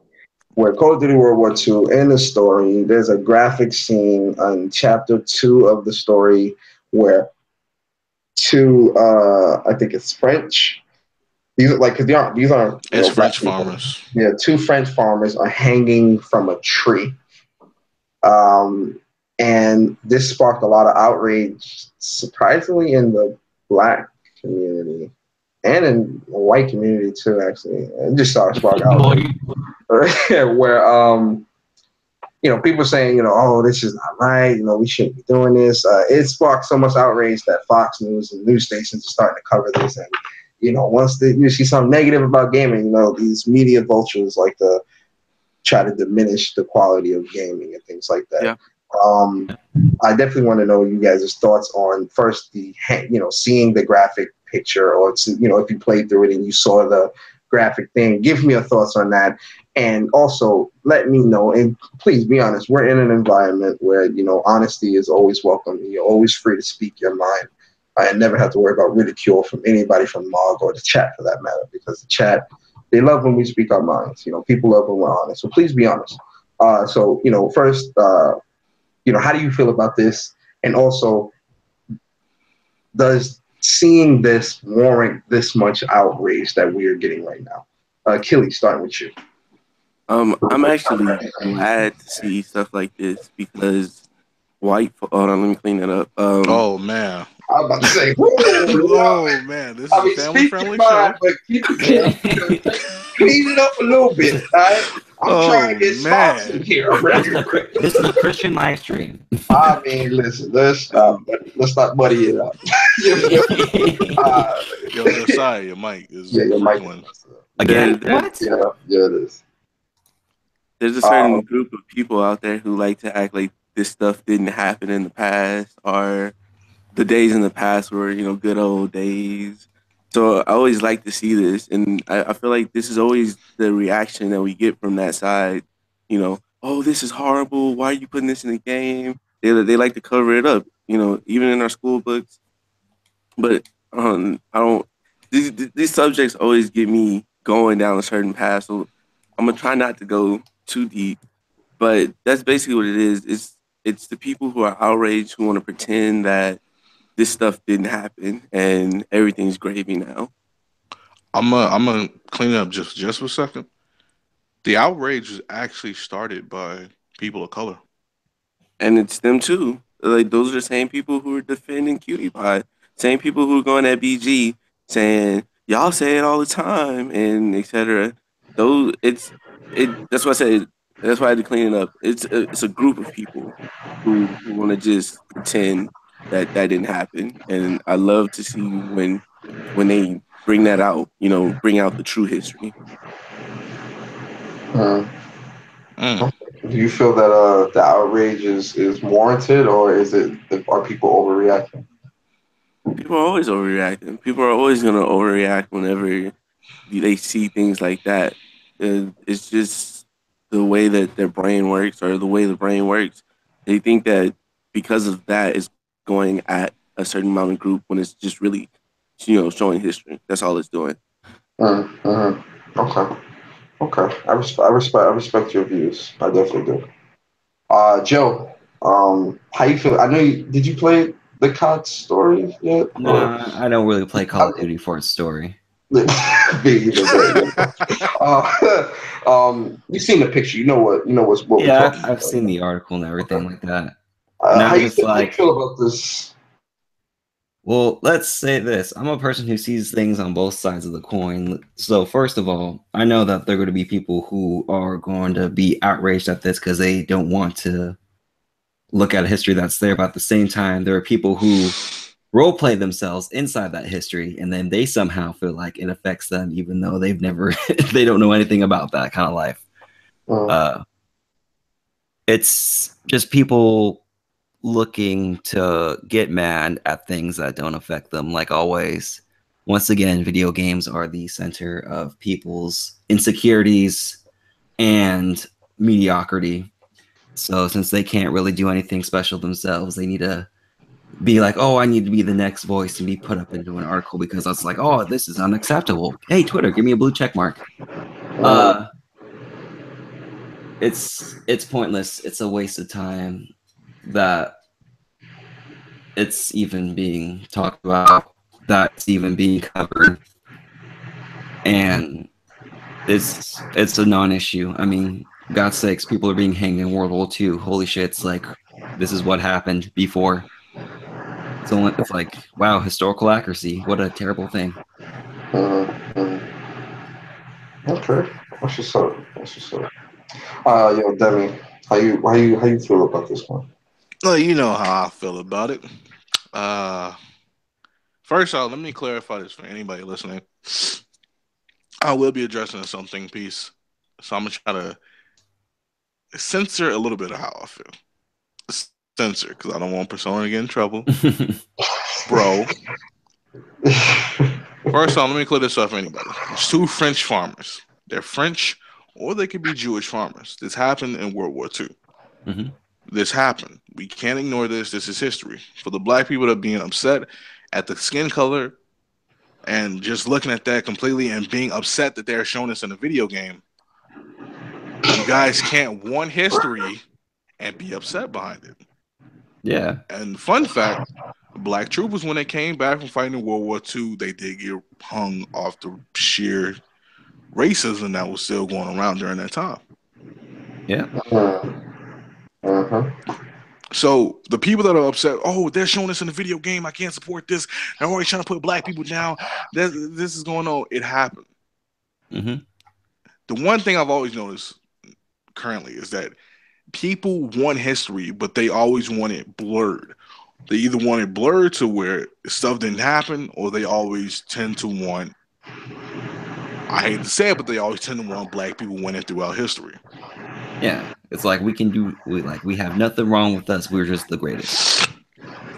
Uh-huh. But we have to address it. This happened. Just Yeah. like this is being shown for World War II. The stuff in Mafia 3 happened. The stuff in LA Noir happened with black folks. We weren't respected. We weren't looked as equals. We weren't treated as humans. Yeah. It's going to happen. Yeah. But for people to be upset and outraged like this, it doesn't. The outrage is not warranted. If people just sat back and actually look at the set piece that they're in France at that, where that entire scene tends to go down on. But nobody actually tends to know the facts. They just see the picture and they just assume that it's black people. because context doesn't exist. Exactly.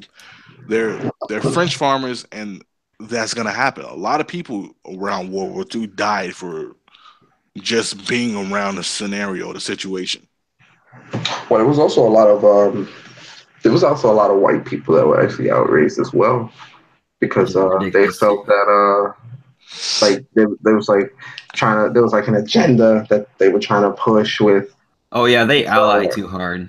Yeah, like, oh, you guys are trying to push an agenda, trying to make other races feel happy, all this other stuff.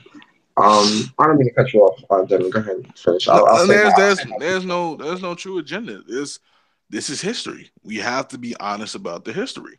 Mm-hmm. Just like we seen in Assassin's Creed, where Egyptians had whites as slaves, and they had other Egyptians as slaves. We have to be honest about history. Mm-hmm. If we can't address history in a manner that it needs to be addressed, then why go after an historical event? Shit, it's like bad and not enough. do Like it. even Germany denies their own history. Like they remove any sort of resemblance of Nazi Germany and things like that. Like if there's any resemblance of that, they get that Well, removed. the Germans actually apologized to the Jews, and they actually were ashamed I know, of but that it's like part of the history. That's yeah. why they put it. They like kind of tried to remove it from their textbooks and from different things because they did not want that to be in even its learning and educational process because they weren't trying to breed those type of people or that type of hate and thinking anymore. So Yeah, that's but why if you try to wipe, removed it. but if you try to wipe it away and trying to like just trying to make everyone forget, how are you ever going to keep making sure everyone remembers and they learn? Go ahead, Daniel. You have to be historically accurate. Like I expect Ghost of Tsushima to be historically accurate with how brutal Genghis Khan was. You have to be. You can't hide what happened. Yeah, I understand everybody wants to be PG and everybody wants to keep PC. it in PC and not address everything, but you have to. Mm-hmm. I would rather you be upfront and historically accurate with me rather than hide it and be like, oh, we didn't mean this. I'm sorry. We're going to take this out the game. Nah, man, keep it in. Yeah. Sometimes I've learned from video games rather than I've learned from these textbooks. I ain't learned nothing in school. I mean, I wouldn't go that. Come on, I wouldn't go that far. I learned a couple things in school, but I learned history-wise. I mean, history. You do learn certain things in history, but not to offend anybody, but it's more so. Fucking, I learned it's the white Pythagoras theorem. It's history that they want us, like that people want us to know. It's not history of you can't really find too much in textbooks about slavery. At least when I was young, a lot of stuff that I learned, like when I was young in like middle school and high school, what I learned in history or in social studies is what we called it back in my day. Social studies. What I learned was about the founding fathers. I learned a little bit about slavery, about the cotton gin, about the steam. What's that? The transatlantic steam? Something I forgot. Remember the steamboat era? And they were doing all that stuff on the bayous and all that.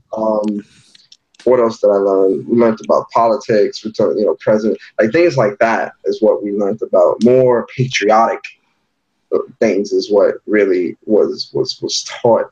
When it came to slavery and things like that, or learning about my black ancestors or learning about my race of people when it came to anything. And when I say my race of people, I'm not just talking about Americans. I'm talking about, like the Marcus Garveys and even like Mahatma Gandhi and like other races of people.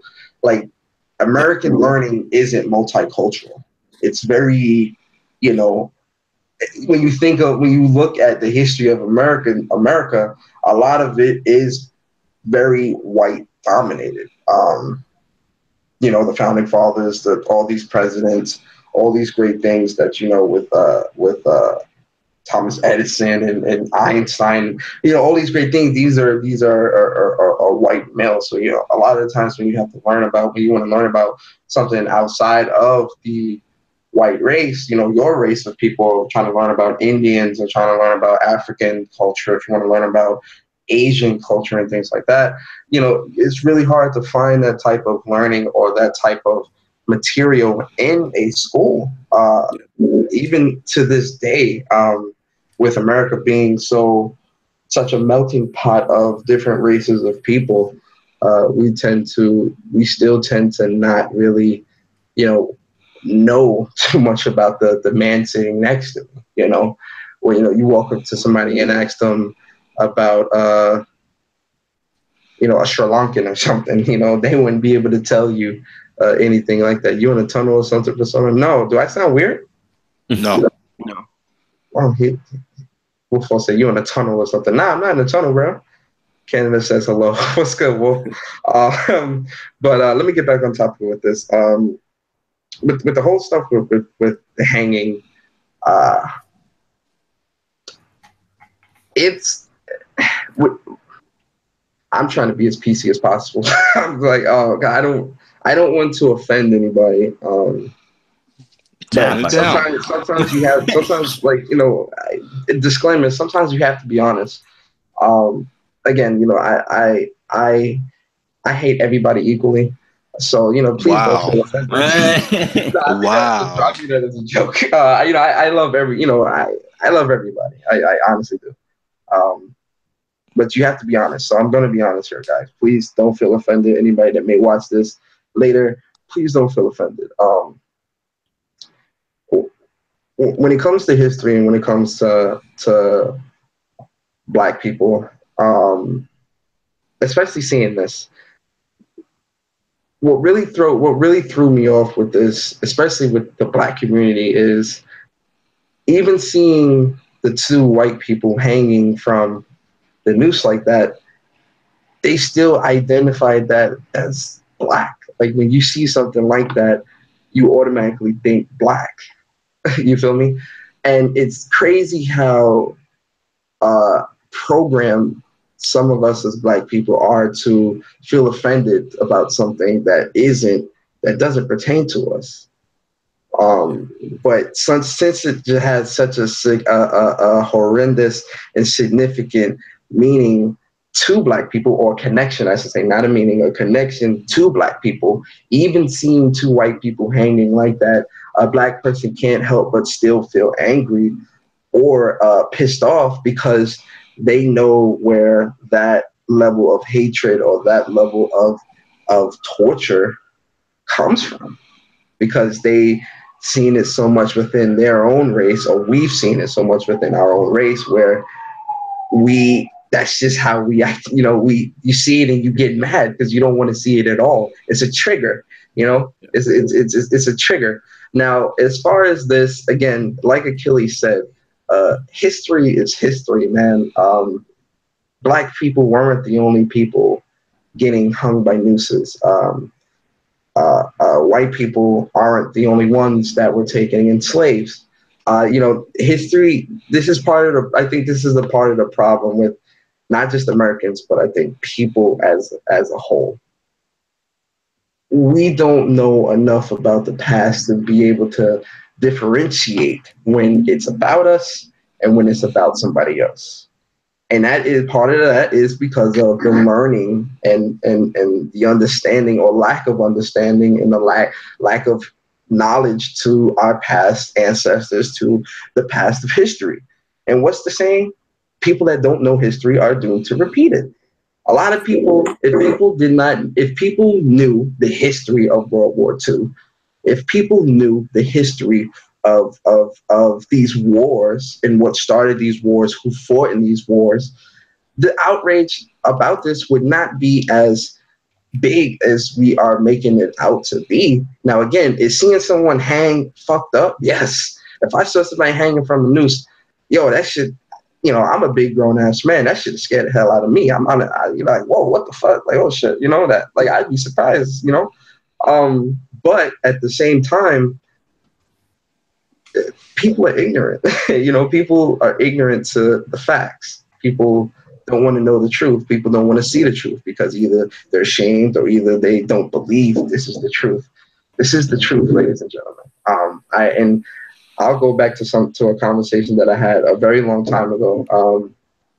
on a different podcast. I won't name the podcast and I won't name the person, but this specific person actually said that black people weren't in World War II, so black people shouldn't be in this game.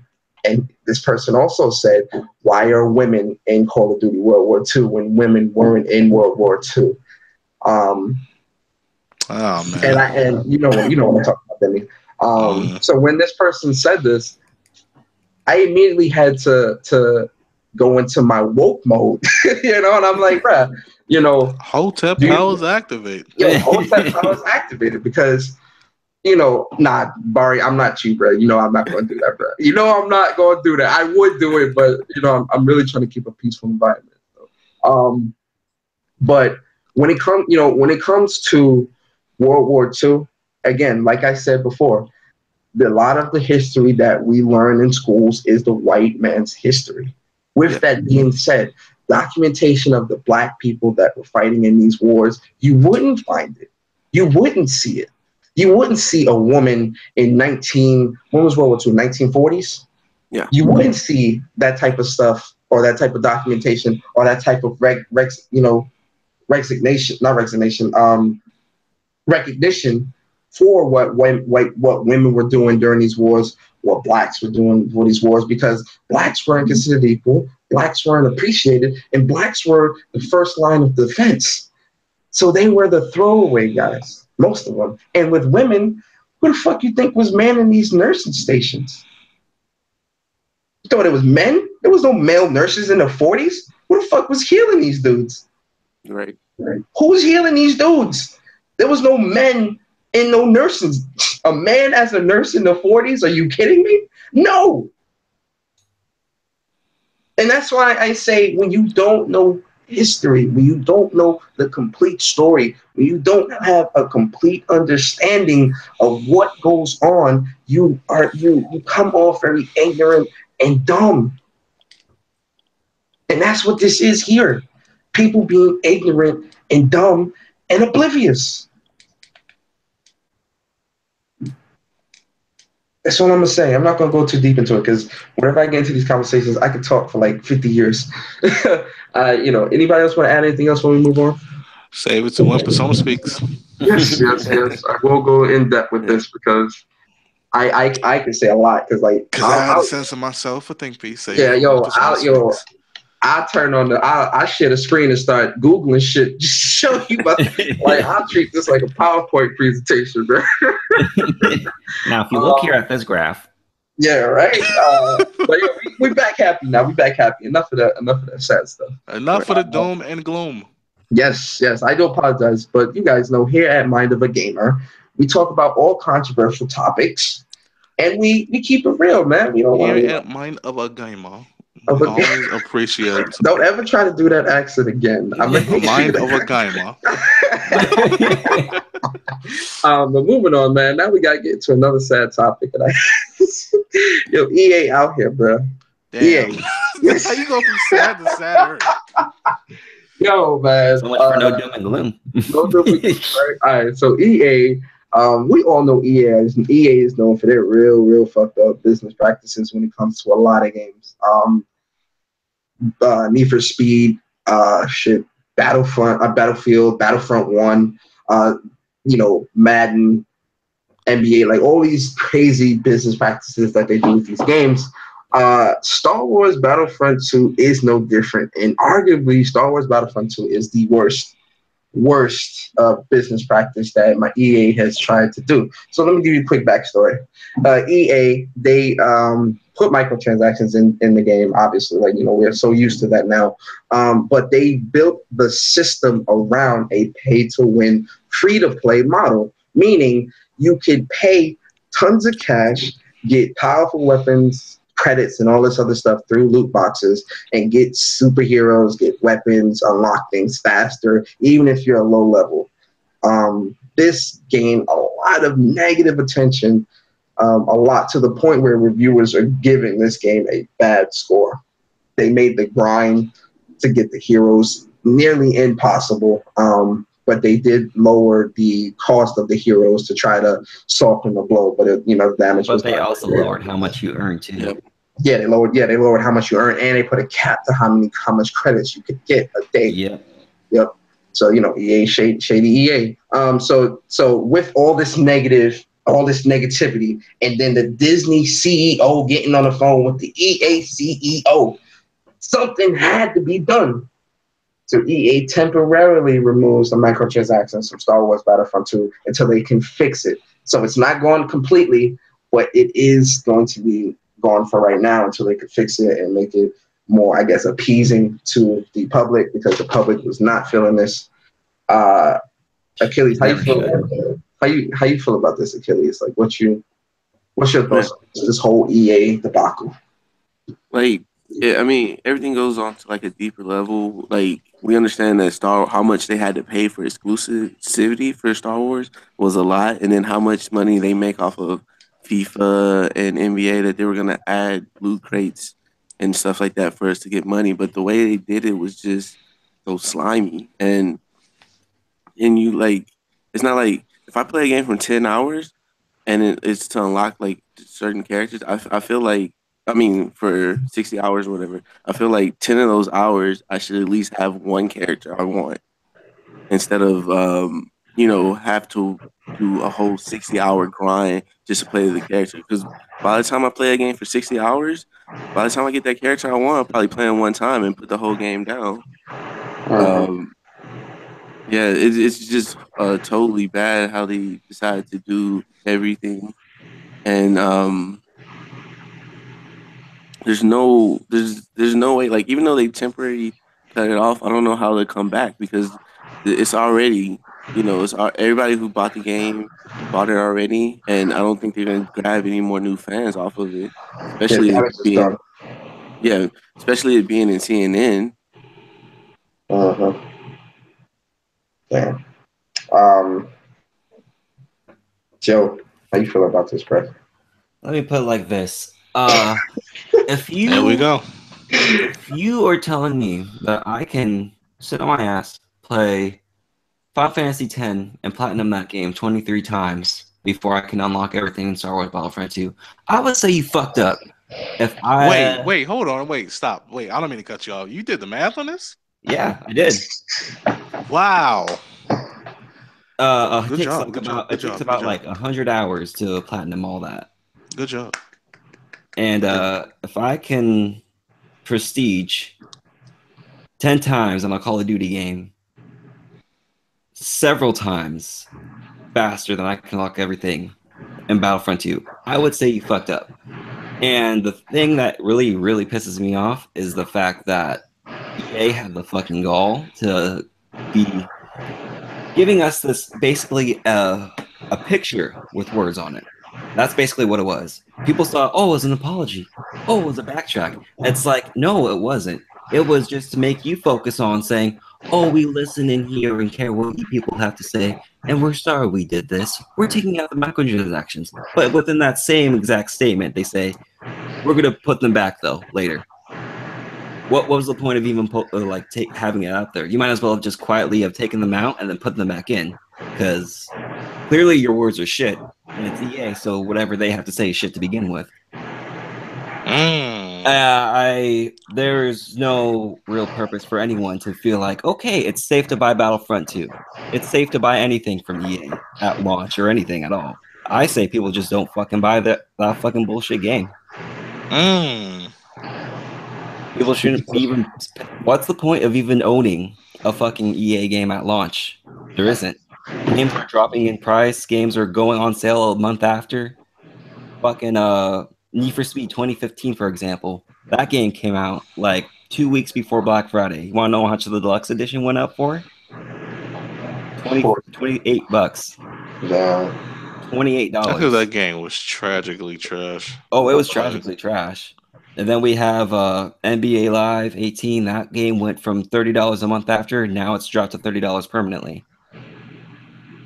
Damn.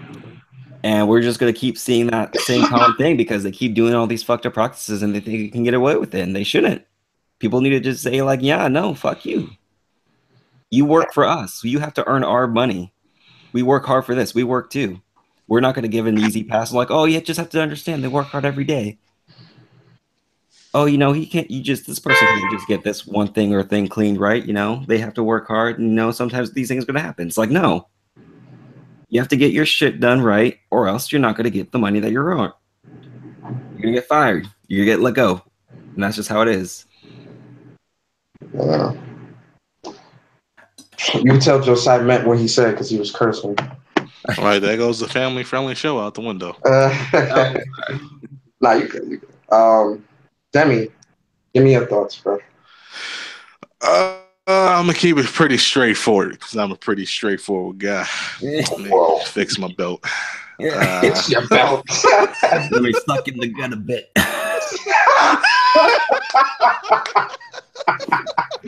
Oh God! Let me suck in the gut. Oh my God! Being honest here, EA had followed one of the worst methods of gaming of all time. They basically wanted to take the Candy Crush route and charge $60 for a game and probably charge thousands and thousands of dollars to make you pay for these heroes that you probably aren't going to want to play as you unlock them. EA is now been trying to get away with so much because this isn't the only game they did something wrong in. If you look at Need for Speed, you're earning items for cars and cards. Yeah. So let that sink in. Like EA's just been on this fret of really trying to be trash this year, and they finally done it. They finally done it. Now I'm very curious about one thing. I want to know what the Disney CEO said because he must have put the foot down. He must have put some threatening words into that message for them to come out that really quickly. Well, he needs to put his whole body weight down next time. But I wasn't interested in Battlefront 2 like that anyway because the beta turned me off, and seeing what they were doing turned me off even more. And I'm probably not going to buy Battlefront 2 regardless. No matter how much they've edited, no matter how much they try to fix. I don't know. EA has been on this burn for me. The only game I truly wanted to give a chance for them after Andromeda was NBA Live, and I'm like, I'll probably wait for that. But Battlefront 2 just wasn't appeasing, and this just really didn't sell me enough either way it go to buy their game. I don't know, man. EA's been trying to just do some trash like methods and just really trying to follow up. I hope they learn from this lesson and try to fix it rather than just sitting there and continuously trying to follow through. Because nobody wants to do the whole mobile games route. Earn credits for a day, come back to earn more credits for a day, come back to earn more credits. I don't want to play Star Wars. I want to play like shooters. I don't want to play Candy Crush. I don't want to play Farm Hero Saga. I don't want to play any of that trash that comes on cell phones. Also, somebody has some wicked reverb in their background. Yeah, damn. I think so. Somebody got some wicked reverb. But yeah, all in all, man, that's Is it still there? You good? Yeah. EA's just really been on this very like sloppy decline. And it's been very evident in their games outside of Madden and FIFA. Yeah. Where they really have like taken a grand decline at. I was burned by Andromeda, and I refuse to be burned by another EA game. 2015 was the burn for me for Speed. Andromeda. Oh my God! I've never played an Andromeda game before. You've never played a Mass Effect game, and that Mass Effect. Why I say Andromeda? I'm so slow. I never played a Mass Effect game before. I would not recommend anyone to start their Mass Effect journey. Andromeda. Play the trilogy, the original trilogy. Listen, if you had to put shit into a form, it would be the form of the list of Mass Effect. Andromeda.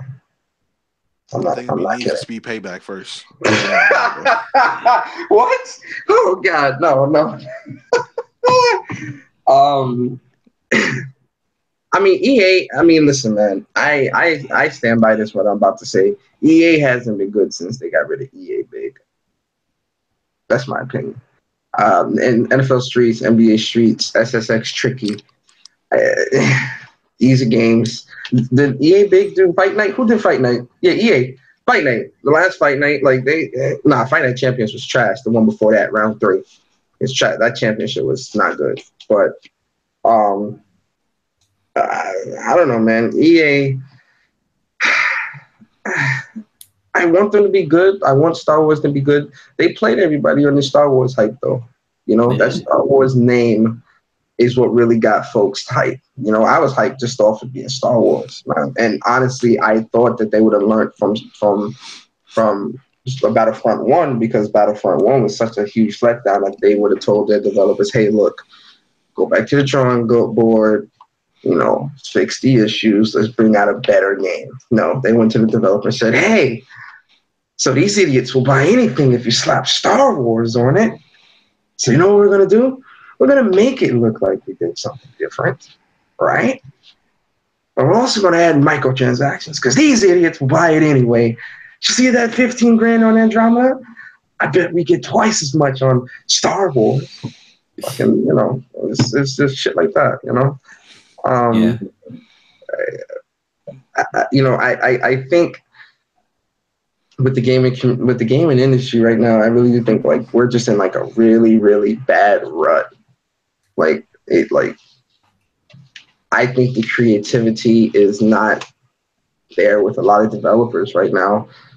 And I would say it's more on the Western developers and AAA side of things. Indie, on the other hand, I wouldn't even say it's on the Western developers. I'd say it's on a big scale.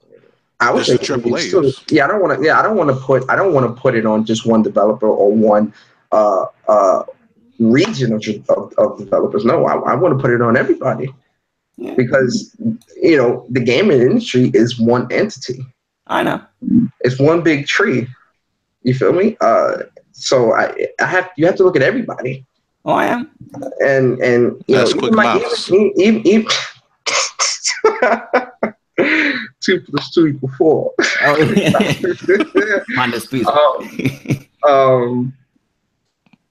But shit, I lost my train of thought. WW.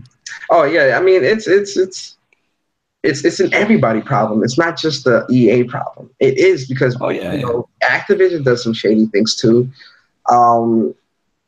Capcom does too. Capcom been fucking up. Whew, man. Koei Tecmo. Bad. Koei Tecmo. Like, it's a lot. Oh, yo. Konami. Yo, Koei Tecmo. Listen. These people got my channel banned for 90 days off of bullshit. What? Yo, listen, man. Me and Koei Tecmo, I'm going to punch them in the eye when I... Koei Tecmo's not going to like me when I do my Blue Reflection review. Yo, and I still bought goddamn Warriors All-Stars. Even though Koei Tecmo what happened with All-Stars? Warriors All-Stars? No. It was that Berserk game. Yeah, I was streaming. I was streaming Berserk, and supposedly the movie scenes, you weren't supposed to stream that. But they didn't block it. So when it showed on my channel, some other movie division company flagged my channel and got my channel banned for 90 days because I streamed the movie. That's garbage. And I'm like, like what? So yeah. But yo, man, right now we like honestly, and this is gonna sound real fanboyish, man, and one. But honestly, the only games that, or the only developers that really aren't like really trying to microtransaction you to death are Nintendo and Sony, like first party exclusives. How many microtransactions in Zelda? How many microtransactions in Mario? How many microtransactions is in? I remember fanboys said that they wouldn't buy DLC when it came to a Nintendo game. Well, it is. That's true. I remember when they said that Nintendo's never gonna do DLC. There is DLC, and Nintendo fanboys they gonna get theirs because they definitely are some hypocrites for that. There is DLC for Zelda, and there is DLC. And they pay for online too. They will be in 2018. I know. But you know, at least theirs is cheap though. They got $25 a year. I'm like, yeah, that's not bad. Yeah, but it's crap. It's probably worse than the PS3. Well, shit, I'd be pissed if they try to make me pay $25 for their online. I mean, they ain't got no. Or not $25.60 for their online. For that voice chat system, I wouldn't pay $25 for that. Hell no. I wouldn't even pay a single dollar for that. No, that's free or nothing. And you know, PlayStation. You know, it's PlayStation, man. You feel me? It's PlayStation. No, get your romantic voice off. Get your romantic voice off. Chill, shorty on the phone like I need. Oh, baby. Hey, all right. Yeah, shorty said she watching the podcast. So I was like, me clean it up real quick. I don't know, but EA is EA. EA is EA, really. I don't think they're gonna change. Which is sad. No, The last good game they've had was Inquisition, man. Yeah, Inquisition was good. Yeah, it was pretty decent. Inquisition was really good. Really good. That's the last good game they've had, and that was 2014. Whew. Let that in. Let that thought process hit you. 3 years of garbage. 3 years of garbage. Yo, that Need for Speed game is horrible, bro. Shout out to MistaOfficial VG because he loves that game, bro. But I gotta be honest, bro. That game is cheeks. My man said 3 years of garbage. Need for Speed 2015, you had to drive like you're taking Miss Daisy to church or something just to keep the cops Bro, those cutscenes. Oh my god, those cutscenes are horrible. I felt like I was at a party all the time. I know. It was like one of those horrible like TV show parties where they all say "dude" and "bro" and just like do some man, wicked, some wicked like sick totally hand calls and right stuff, here. bro. Yeah, man. Yo, Wolflow, Naughty Dog isn't innocent. Naughty Dog is we're innocent. You know, with the cosmetics and all that. Like, you know, that I agree. Naughty Dog does take an L with certain things, but again, you know, when you compare Naughty Dog to EA, is it really that bad? No, it's not. Yeah. All right, so we're in the discussion part, man. Yeah, we've been going long lately, man. Real quick, we'll just talk about the award. Yeah, we'll talk about the award stuff real quick. Just quick. I know you guys gotta start your days. Shit. All right, so the Game Awards is happening next month. It's going to be happening December 7th at 5:30 p.m. Pacific and 8:30 p.m. Eastern.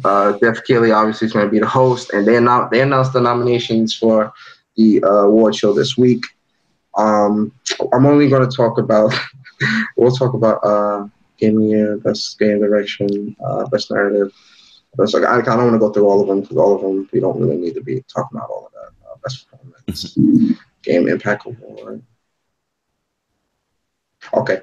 So we're going to talk about game of the year. We're going to talk about most anticipated, best game direction, and we're going to talk about best narrative, art direction, performance, and impact. Okay, so let's talk about this game of the year. All right, so game of the year, the nominations is Horizon Zero Dawn, Breath of the Wild, Persona 5, PlayerUnknown Battleground Trash, and Super Mario Odyssey. Achilles, how you feel about that list?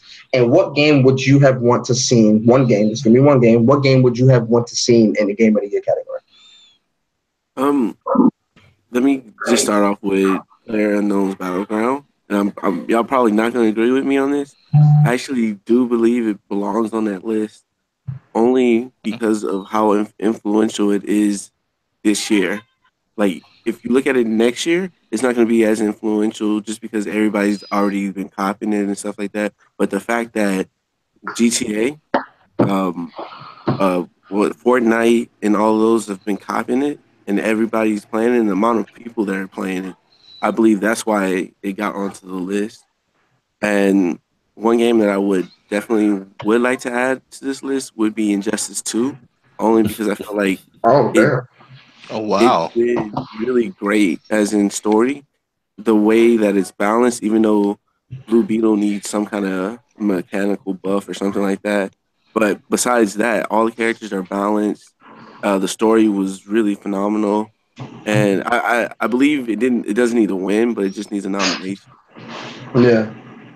That's what's up. I respect that. Joe, how you feel about the list? And give me one game that you would want to have seen in the game of the year category, which I think your game is here, but I could be wrong. Nah, it's not there. It won't be there. It's too niche. Damn, I thought yours would have been Persona 5. Good. Oh, well, yeah, but you already know what's above Persona 5 for me. But, well, I know what doesn't belong on there. We all feel the same way.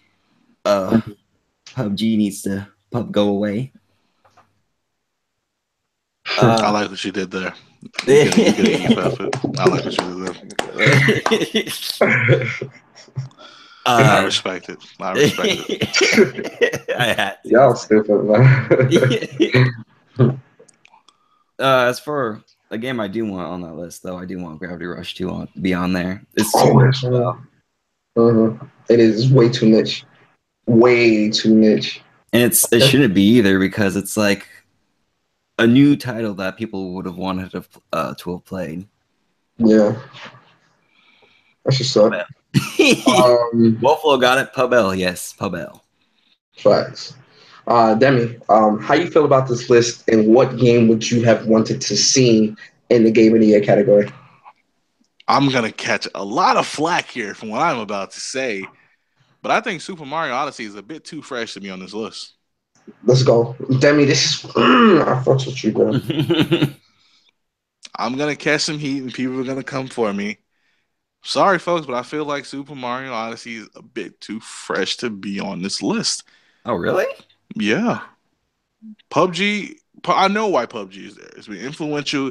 Games are copying it, and it has that huge popularity behind it that has just been that driving force. But I do feel like certain games are too fresh to be on here. I'm looking at Super Mario. I'm looking at Wolfenstein. Hell, I'm even looking at AC Origins. Even though I love that game, but I do feel like those are too fresh, too recent to be on this list. But if I had to put one game on this list, honestly, game of the year wise, I say Yakuza 0 personally. Okay. Yeah, Yakuza 0 definitely. Okay. That game is perfect. As for myself, I definitely do feel I agree with Demi. I feel Mario Odyssey and PUBG don't belong on this list. Mario Odyssey again because it's too fresh, and I think people are just that Mario name is why people like we don't even know the sales numbers for Mario Odyssey yet. Oh, we do. Look, the game's too fucking fresh, man. Let the shit right. Come on. Like if this was a Grammy nomination, it wouldn't have made the cut. No, it wouldn't. It wouldn't have. It's too late. Player No Battlegrounds again. This game isn't this game still in early access? This is still a beta. What is this community? It is still a beta. What is this community coming to? And that's the funny thing. That is the funny thing because people say they don't like unfinished products, but we have PUBG in the running. Yo, Demi, do this. Yo, do this thing, please. After. Oh my God, thank you, bro. Thank you. Yo, it's not even that the game. Yo, Demi stole my thoughts, bro. Like this man. Yo, exactly. We hate unfinished products. We hate broken products. We hate shit that's like lacking. Yeah. But we got shit like this as goatee. What is the community coming to? I don't hate PUBG. I think it's trash, personally. But I don't hate the game, nor do I want people to not enjoy the game. I'm not that type of person. I am entitled to my own opinions, but again, it's unfinished. I know Achilles about to come with the rebuttal. Go ahead, Achilles. I'm listening. That's true. That's true. But didn't Battlefield 4 get a nomination? Fuck Battlefield 4 too. Yo, did it? I think it did. Yeah, I feel like he got nominated. The only thing about this one is that they actually still saying it's unfinished instead of like finishing it and not. I mean, saying it's finished and it's not. You know what I mean?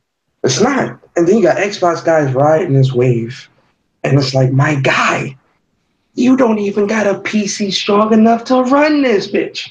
What are you talking about? I'm poor, so I don't have a PC. Oh, stop. You're neutral, though, aren't you, Demi? Yeah, I said I'm poor. I just said I'm poor. I don't have a You're PC. not poor. Stop. I hate when people say that. Bro, I'm poor. I don't know why you Oh, my God. That's still my bread. I hate when people say they're poor. You're not poor. You have a very rich life. You're alive. You got a health. You're very rich. Okay, materials don't matter. Inside, bro. Like, oh my God! I'm moving on. This guy. And as for my game of the year, personally, my personal game of the year would have to be Dragon Quest Heroes 2. Whoa! And I thought Persona. Yo, Dragon Quest Heroes 2 was amazing. The story was great. It's a great game. It's a great game. I own it and I'm playing it. But over Persona 5? No, I wouldn't get rid of Persona 5. I'm sorry. Well, I didn't finish Persona 5, so I can't, you know. Oh, man. I just exposed myself. Exposed! But it's Dragon Quest Heroes 2 is amazing, honestly. It really is a great game that I enjoyed a lot. And I'm going to go back and get that platinum. You know what? I'm glad it's not on this Game of the Year list, and I'm so honest about it. What? I'm glad that Destiny 2 is not on this Game of the Year list. Yo, I am too. Yeah. I am. You know what though? I'd rather see Destiny 2 on this list than PUBG. I would rather see Destiny 2 on this list than PUBG. Yeah, don't agree with that. I would. So best game direction: Horizon Zero Dawn, The Legend of Zelda, Resident Evil 7, Super Mario Odyssey, Wolfenstein 2. See, that's it's too fresh for those two, bro. Like, that's my issue. Like, some of these names are too fresh. They are. I agree. Well, out of this list, who would you choose? Resident Evil 7. Okay. Achilles. I have to go Zero Dawn. Zero Dawn. Okay. Joe. I would have to also go with Zero Dawn because Breath of the Wild's trash. Wow. You are about to have Nintendo guys at your Twitter or right now. You better clean that statement up. Nah, there's nothing to clean up. Afro going. Yo, Afro You guys are singing them on me. Put him in the coma.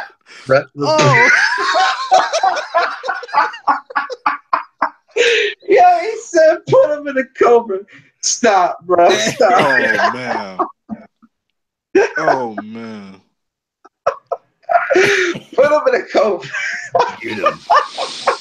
Get him.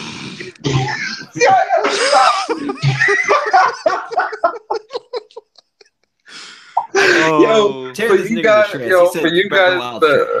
you guys that don't know why I'm laughing so hard at the get him in the Cobra statement, I check the TOA model. Look, we had a grudge match, and one of our participants, Chauncey, he likes to say, "You put him in the Cobra a lot." And he was talking a lot of shit about BG, saying he was going to beat him in Marvel vs. Capcom Infinite, and he got washed. So everybody's like Chauncey got put in the Cobra. The Cobra got mongoosed. Yeah. Oh God, bro, yo, y'all some fools. For me and my don't give a shit. I think for me it's probably Horizon Zero Dawn 2. All right, so best narrative: Hellblade, Horizon Zero Dawn, Nier Automata, What Remains of Edith Finch, and Wolfenstein 2: The New Colossus. Achilles, which one would you choose? No contest, Hellblade. Okay. Joe. Nier Automata. Okay. Demi. I guess I'll go Hellblade on this one. Hellblade. You know, I guess. Look, this is actually a really hard choice because Hellblade and Nier both, the narratives for both of those games are amazing. I'm gonna have to go with Hellblade. It was too good. It was too good. Best art direction: Cuphead, Destiny 2. Why is Destiny 2? Listen, why is Destiny 2 in best art direction? Like, as much as I love Destiny, why? No. Art direction? You putting Destiny 2 in that category? No. There were so many other games that you could have put in this category. Anyway, best art direction: Cuphead, Destiny 2, Horizon Zero Dawn, Legend of Zelda, Persona 5. Achilles, which one would you choose? Cuphead.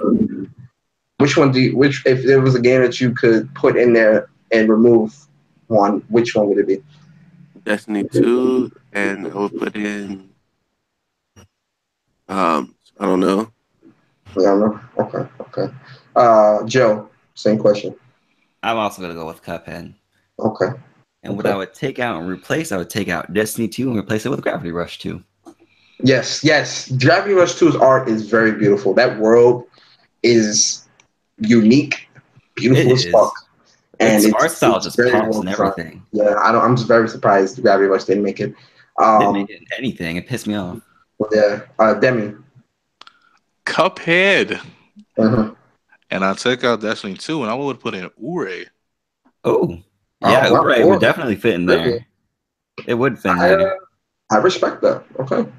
For It's a me, beautiful game.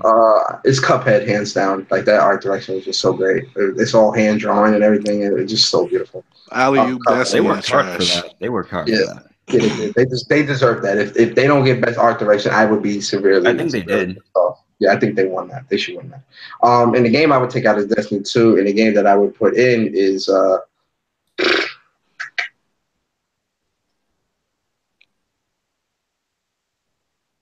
Silence steals the air. I'm trying to think, bro. I would probably put in Uncharted Lost Legacy because Uncharted Lost Legacy looks very beautiful, like very very beautiful. Oh, I just thought of mine. Danganronpa 3. Really? Oh, yeah. Three? They are styles great, but goddamn, is that story fucking garbage? That shit pissed me off so bad. All right, so best audio design: Destiny 2, Hellblade, The Legend of Zelda. Why is The Legend of Zelda in audio design? That like, no. They had some decent art design. Audio, not art. Audio. Audio design. Sorry. All right, so Destiny 2, Hellblade, The Legend of Zelda, Resident Evil 7, Super Mario Odyssey, Achilles. Which one? Hellblade. Hellblade, hands down. Okay. Joe. What was the list again? Destiny 2, Hellblade, The Legend of Zelda, Resident Evil 7, Super Mario Odyssey. I'll have to go with Breath of the Wild by default since that was the only one out of those. Oh, well, I did play Destiny 2, but yeah, I'll have to go with Breath of the Wild. They had some decent audio design. Okay. Demi. Look, I ain't like Lord Shack screaming at me, so Yeah. Your enemy can't kill you if they're dead. Nah, but I'm gonna go RE7. Okay. I'm gonna go with Hellblade. That audio design was amazing for Hellblade. It was amazing. Guardian. Fight forever, Guardian. Like, hey, bro, can you stop? Oh, I can't wait what you do with that. All right, so best performance: Ashley Birch as Aloy in Horizon Zero Dawn, Brian Bloom as BJ in Wolfenstein 2, Claudia Black as Chloe Fraser in Uncharted Lost Legacy, Laura Bailey as Nadine Ross in Uncharted Lost Legacy, and Melina Juergens as Senua in Hellblade: Senua's Sacrifice. Achilles. If you can't tell, one of my top 5 games is Hellblade. It's definitely her. Okay, definitely. Joe. I can't really say. I wasn't really paying that much attention with the whole voice acting and everything, so I didn't ever vote for that category. Damn. Okay. Demi. It's gonna have to go to Melina Juergens. Let's go, Melina. Yo, listen. I said this on Twitter. If Melina Juergens does not win that category, I will be highly pissed off. As good as Aloy did, actually, I love Ashley Birch, and as good as Claudia Black, because Claudia Black is just amazing as Chloe. She's always been amazing, and Chloe is one of my favorite characters in Uncharted. She's beautiful. And Laura Bailey did amazing as Nadine as well. I love them. I love their performance in Lost Legacy. I love their individual performances, but Melina Juergens killed this game. She was amazing. If you haven't watched the Ninja Theory, the Dev Diaries, and the documentary of the creating of the game and everything they went through and how they got, that shit is amazing what they did. And Melina deserves this award wholeheartedly. Shout out to Even Melina. an actor. No, she's not. She actually had to learn all of. That's what I'm saying. That's why I'm saying she was a developer she was just on the a regular game. developer, like and they was like, you know what? We want you to be the actor, and she had to learn act. She had to learn she did all. This game, she did good. Game for Impact Award: Bury Me, My Love, Hellblade, Life is Strange Before the Storm, Night in the Woods, Please Knock on My Door, What Remains of Edith Finch. Achilles. Broken Record, but Hellblade. Let's go. Joe. Game for Impact Award. Oh, Game for Impact. What was the list again? Shit, sorry. Wow, Joe. Wow, Joe. Bury Me. No, you good. Bury Me, My Love. I know. Bury Me My Love, Hellblade, Seren's Sacrifice, Life is Strange, Before the Storm, Night in the Woods, Please Knock on My Door, and What Remains of Edith Finch. Yeah, I'll just give it a Life is Strange, sure. Okay. Demi. See, this one is tough. I don't know why Night in the Woods is in this personally. Did you beat the game? You I played beat it, the right? game. I beat the game. I love it. That's one of my favorites this year. Okay. I know why it's in there. I can tell why it's in there. But I just don't think it had the impact that they were like necessarily trying to give it. Personally, I'm going with Life is Strange. All of you are crazy. Well, some of you are crazy. No. Hellblade, clearly. I mean, mental I health is cool. haven't played Hellblade, so that's why I mean, anything. mental health is I've seen better examples of mental health personally. What? Yeah. Oh dear God. He just owns an Xbox One. That's how he knows. Exactly. Best just going to these item. Facebook groups, bro. That's why. Stop it. Get some help. Yeah. Stop Oh it. my Stop. God. We're gonna do like 3 more and then that's it. Best RPG: Divinity: Original Sin 2, Final Fantasy 15, Nier Automata, Persona 5, South Park: Fractured Butthole. Achilles. Let's go Final Fantasy 15. Wow.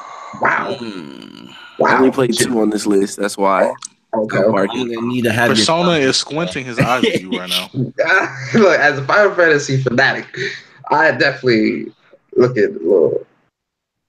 Persona's giving you that side eye right now, like. Oh God. Oh, Joe, what you think? Persona 5, since Nier is not really much of a RPG. Mm-hmm. Yeah. Demi, what you think? See, I had South Park in my game of the year at one point. Oh my God. Listen. Man, look, man. Look. You hold on a second here, young man. Hold on. God darn it. You're going to listen to me because I have a voice in this community. No, but I had South Park as one of my games of the year until like the last 2 hours of the game. Ooh, V3. So with that being said, I'm going Persona 5 all the way now. Yeah, I'm going Persona 5 for this one. It's really good. All right, best fighting game: ARMS, Injustice 2, Marvel vs. Capcom Infinite. Get that garbage. Nidhogg 2, and Tekken 7. Garbage out of here. Achilles. Nidhogg does not belong there. Injustice 2 for sure. This list is sounding butt like real butt right now. Joe, best fighter. Guilty Gear. All right. Demi, best fighter. Best fighter. I'm definitely gonna give it to Marvel. Okay. For me, I'm gonna have to say Marvel as well because I don't know, just because, just as I love it. Tekken is ass. Yeah, Tekken just doesn't resonate with me. All right, so the last one, most anticipated game. I hope we see some Xbox games on this list. Oh boy, I can't wait to see what's coming next. Anyway, so about the funky shit. Wow, yeah.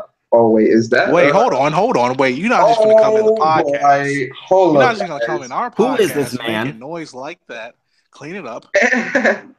Yo, ladies and gentlemen, Big Bro has entered the building. I repeat, Big Bro has entered the building. The dad of Mog has came into the building. MistaOfficial. The dad, really? The dad of Mog. Wait a second. The dad of Mog. No cereal for you, boy. Go in the corner. I'm the My bad son. No cereal for you. Oh God, yo, MistaOfficial. Oh man, what is good, bro? Yo, what is going on, everybody? I'm happy to be here. I was listening on my way back from the airport. Just dropped my young lens off to spend some time with the sister-in-law. Dad, man, be responsible and shit. Yo, we at like the discussion topic, and we already talked about the game of the year one. But we'll get your thoughts. Yeah, I know I was a little bit behind. Yeah. So, all right. So, I'll ask you. Well, I'll ask you on the game of the year, and then we're going to talk about the most anticipated. So, for the game of the year, you already know what the game of the year picks are. Which one would you remove, and which one would you replace the removed one with for your personal game of the year or whatever? First off, PUBG, you can go ahead and flick that off like a booger. So The Don't flick that disrespect. off. The disrespect is real. So go ahead and flick that the hell up out of here. My pick though was Horizon and whatnot for Game of the Year. What would be your personal pick? Would that be your personal pick too, Horizon? No, my personal pick would definitely be Near Automata. That was one of my most favorite games. Big shout out to Joe because I was listening to most of his selections. I pretty much was in agreement with. Yeah, yeah. All right, so most anticipated game now. The nominees are God of War, The Last of Us Part 2, Monster Hunter Worlds, Red Dead Redemption 2, Spider-Man, Achilles. Which one is your most anticipated out this list? Any Xbox game? No, Spider-Man. Spider-Man, okay. Joe, what's your most anticipated on this list? Well, I'll have to say Scalebound coming to a dream near you. Oh, damn. Oh, no, I'm just kidding. But it's kind of tough. I can't choose between either Spider-Man or God of War. So I guess I'll have to go with a tie for those. All right, Spider-Man, God of War. Okay, Demi. Red Dead, no contest. What? Demi be out here disrespecting people, man. I be Dead. Trying, man, my most anticipated PlayStation game is Detroit. Whoever doesn't know this, get to know me. Here's my card. Oh man. Hey, yo. Kev, what's your most anticipated out this list? What was the list again? Good, it's not me. Good talk. Nah, I'm playing. I'm just playing. I'm playing. It was Spider-Man. Oh, damn it. For me, Last of Us Part 2. Especially after seeing that trailer. I'm gonna say if you don't say it, I'm gonna say I know what you're gonna say, bro. If you don't say it, bro, we're gonna have to have some words. Yeah. All right, so yeah, Game Awards, we'll be seeing what who they pick as the winners, but I think looking at these categories, it's pretty obvious who some of these winners will be just off the strength of why they're there. Shout out to Halo Wars for being the best strategy. I congratulate it. Facts. But yeah, with that being said, man, we're gonna get into these outros because it's going on 1:30. I know people gotta start their day. Starting with our guest Achilles, man. Give us your outro. Shout out your channel. Shout out any other social media you want to shout out, bro. Go ahead.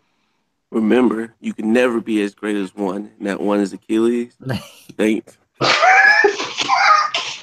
The intro is just so powerful, bro. I feel like you mean it. That shit is mad, like, inspirational. Like, remember, you can never be as great as one, and that one is Achilles. Yo, that's real. I gotta think of a good catchphrase like that. Go ahead, though. It's my fault. Yeah. Well, go ahead and check me out on Tuesdays, Thursdays, 9 Central. I'll be streaming Gears on Twitch. Also, Sunday, Danganronpa Part 2. Always check out my channel, my YouTube channel. I do more than gaming. I do some anime. I do movies, art. I just do whatever I feel like. So if you want to hear what I think about certain topics, go ahead and check my channel out. And catch me on Twitter. Everything's the same. You always find me at Achilles. And that's it. It was a great show. Whenever you want me on, just let me know. I'll hop in. Definitely, bro. It's definitely good to have you on the show, man. Shout out to the Ace KG boys, man. Achilles is part of those Ace KG boys, man. And he be coming through to these TOA tournaments. And he rep, man. So check out Hard Knock Gamers as well, man. Real cool group. And I also forgot the Platform Podcast every Friday. I'm about to say, bro. Get your shit. Yeah, check out the Platform Live, man. Them boys over there, man. Danny, Mike, Achilles, Leon, Miss Kitty, I think her name is. What's her name? Jamie or something like that? What's her name? Terry. Terry. He wasn't even close, dog. Like I know it's Cat in her name, that's why I said Miss Kitty. But yeah, shout out to them, man. Real cool group of people. Check out their podcast as well. And then we got my boy. We got my boy Josiah, aka Afro Goon. Give us your outro. Shout out your channel. Hey everybody. I would say I was about to get to work by. That's my day off, so it's good. As far as my channel goes, as I had said before, I'm gonna try to do content, things like that. I will be having a review of Blue Reflection that I'm gonna be doing. So keep an eye on that. If you guys want to see me rage on fighters and shit, or just basically be on the chat with the council and stuff like that as I'm playing whatever game, then keep my YouTube then too. I'll post it on my Twitter and I'll post it on PlayStation Lifestyle and or not PlayStation Lifestyle, that's the site. PlayStation Nation All Stars also place it on Hard Knock Gamers and stuff like that. And it was really fun being in this podcast with everybody, cracking jokes and things like that. Yeah, man, definitely. Yeah, it's always good to have Joe come through, man. He a big supporter of the podcast, and you know we always in chats and stuff. So Joe's a real cool dude. Also, check out TOA's Patreon. Oh, look at that! Shout out to goodness. Well, yeah, they do. You guys do good things, and like they're really trying to get out there with the fighting game community and do these tournaments, and they're doing a really good job. Jay Bar is wanting to up his quality for his streams by getting expert and stuff like that. I actually do want to talk with him, work with him in regards to maybe making like opening montages and doing some designs and stuff, because I do mess around with that sort of thing. So man. Yeah, but definitely check out their Patreon, support them, because they definitely do deserve that kind of support. Thank you, man.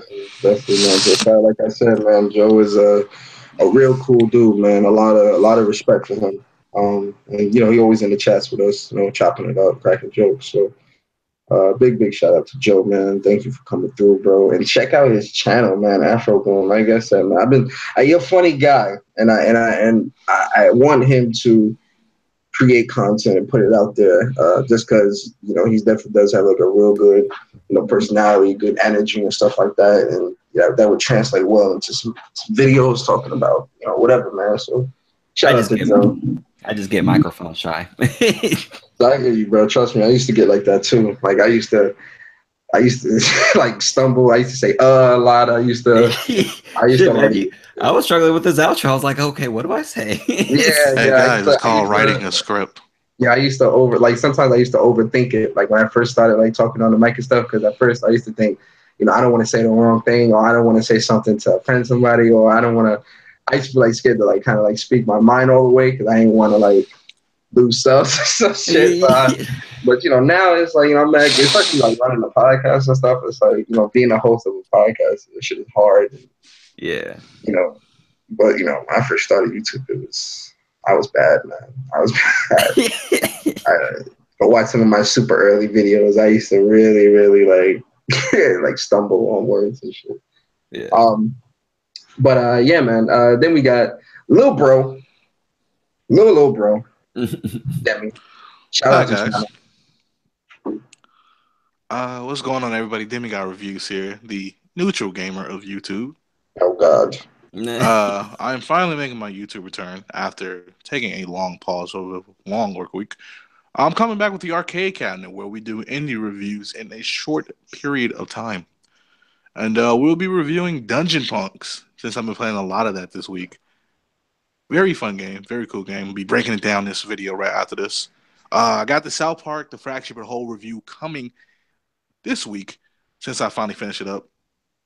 Got a whole bunch of reviews coming down the line. LA Noire, Ruiner, all that kind of stuff. So just be on the lookout for those.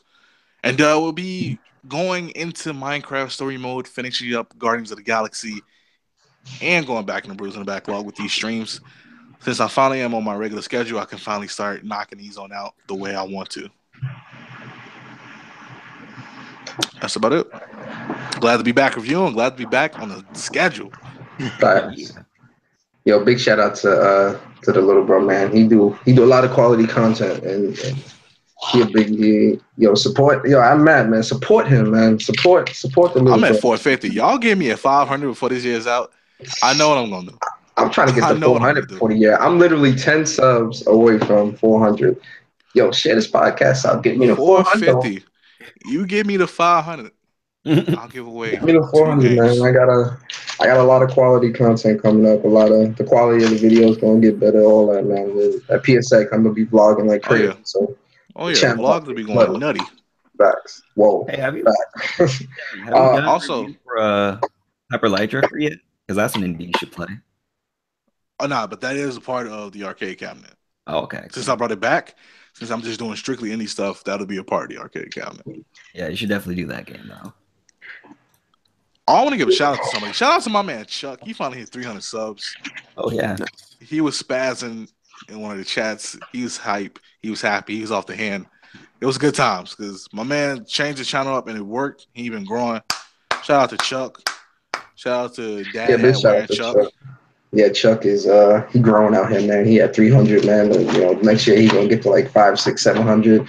Shout out to Chuck. We trying to get Chuck a Henny sponsorship. Nah. Anything is possible. And then last but not least, yo, we got big bro, big bro, MistaOfficial. Shout out to China, bro. What's going on, everybody? Late to the party, but always on time. Anyway, big shout out to everybody who came through to check everything out for this week's episode of Man of a Game. A big shout out to the little bro, Demi, Joe, Afro Gone, Achilles. Much shout out, much respect to you, I should say, for coming through, and just everybody who took the time out to listen, you know what I'm saying, to the fam this morning. I know I enjoyed the listen on my way back, and definitely mute more, you know, less boring. So yeah, just big shouts out to everybody who supports us and subscribe to my channel. I do have some more videos coming up. I did a little bit of a live stream yesterday. Was doing some Uno, and I will be streaming some South Park and maybe some Jack and Daxter today. So yeah. Oh, listen, and then we're gonna get back into some radio on Hammer Station too. I'm gonna go ahead and try to frustrate myself a little bit. Oh yeah.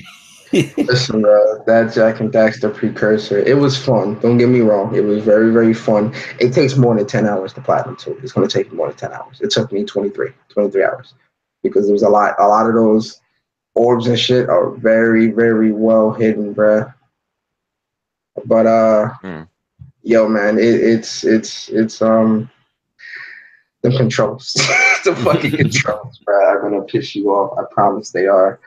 Kabloomy, what's good, man? I had y'all in the background, but it was a good podcast. Loved it. Yo, thank you so much for coming through, man. I'm really happy that you enjoyed the podcast.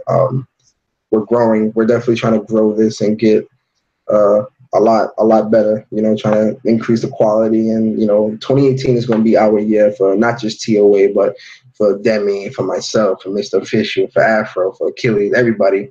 Everybody going to grow. Everybody going to get better. Quality is going to get better and all that good stuff. But thank you so much. I'm back and I'm better.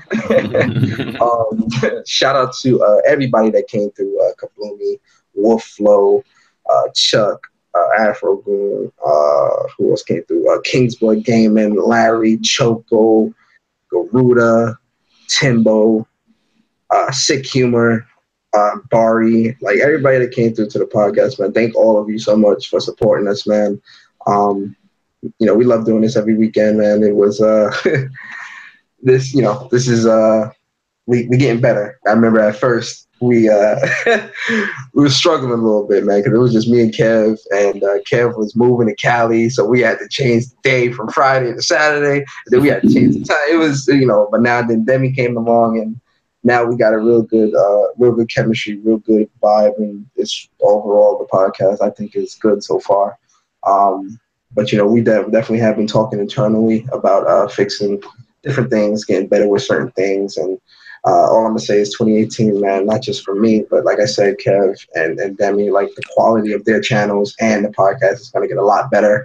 We're gonna be on a lot more platforms. I'm trying to get us on SoundCloud, Spotify, iTunes. Like, we're trying to grow. We're really trying to expand. So be on the lookout for that. You mean trying to get on SoundCloud like Talking Strange podcast? Nah, that premieres episode by episode. Facts. And I'm still working on like an official logo for us. That'll probably be something we'll have in 2018 as well, though. So stay tuned, stay locked. And yo, like I said, subscribe to everybody here on the panel, man. Subscribe to Demi, subscribe to MistaOfficial, subscribe to Afro Goon, subscribe to Achilles. They all out here making good content, man. And you want to support people that are out here making very good creative content and really trying to put a lot of positivity out into the community. So definitely support these guys. And just some quick announcements. There is supposed to be a tournament today with TOA tournament. I didn't really know too much about it. Bari set this up. I think that this is happening on Bari's channel, so make sure you go and check out Jay Bari's channel. I don't know what time the tournament is today or tomorrow. If you follow me on Twitter, be on the lookout because I will like post up the details and stuff like that as well. Also, for you that don't know, next week is Thanksgiving, so we will not be doing a podcast next week. We're gonna let that be the time for people to spend with their families, their friends, their loved ones, and things like that. So there won't be a podcast next week. There won't be a podcast the week after either, because we are going. We're all going to be preparing to go for PSX. So I want to give because everybody at MOG is going to be at PSX. I want to give everybody time to kind of like get their stuff in order, get the packing, get any type of miscellaneous things they need to get in order. So the next 2 weeks we won't have a podcast, but at PSX we're going to do a live podcast where we're all going to be on one camera, and we're going to do a podcast. We're going to talk about the show floor. We're going to walk you guys around on the show floor and talk about different things and laugh, crack jokes, and stuff like that. So that will be our podcast, but that will be the weekend of PSX. So the next 2 weeks, there won't be a podcast from us. So just keep that in mind. So yeah. Outside of that, man, subscribe to my channel if you love my content. Subscribe to these boys, like I said. And I really do hope you guys enjoyed the podcast. You all started y'all weekends off right with this Mind of a Gamer. And with that being said, we're going to get up out of here. I hope you guys have a wonderful weekend. Be safe. And we will see you at PSX 2017. Peace. All right. Bye.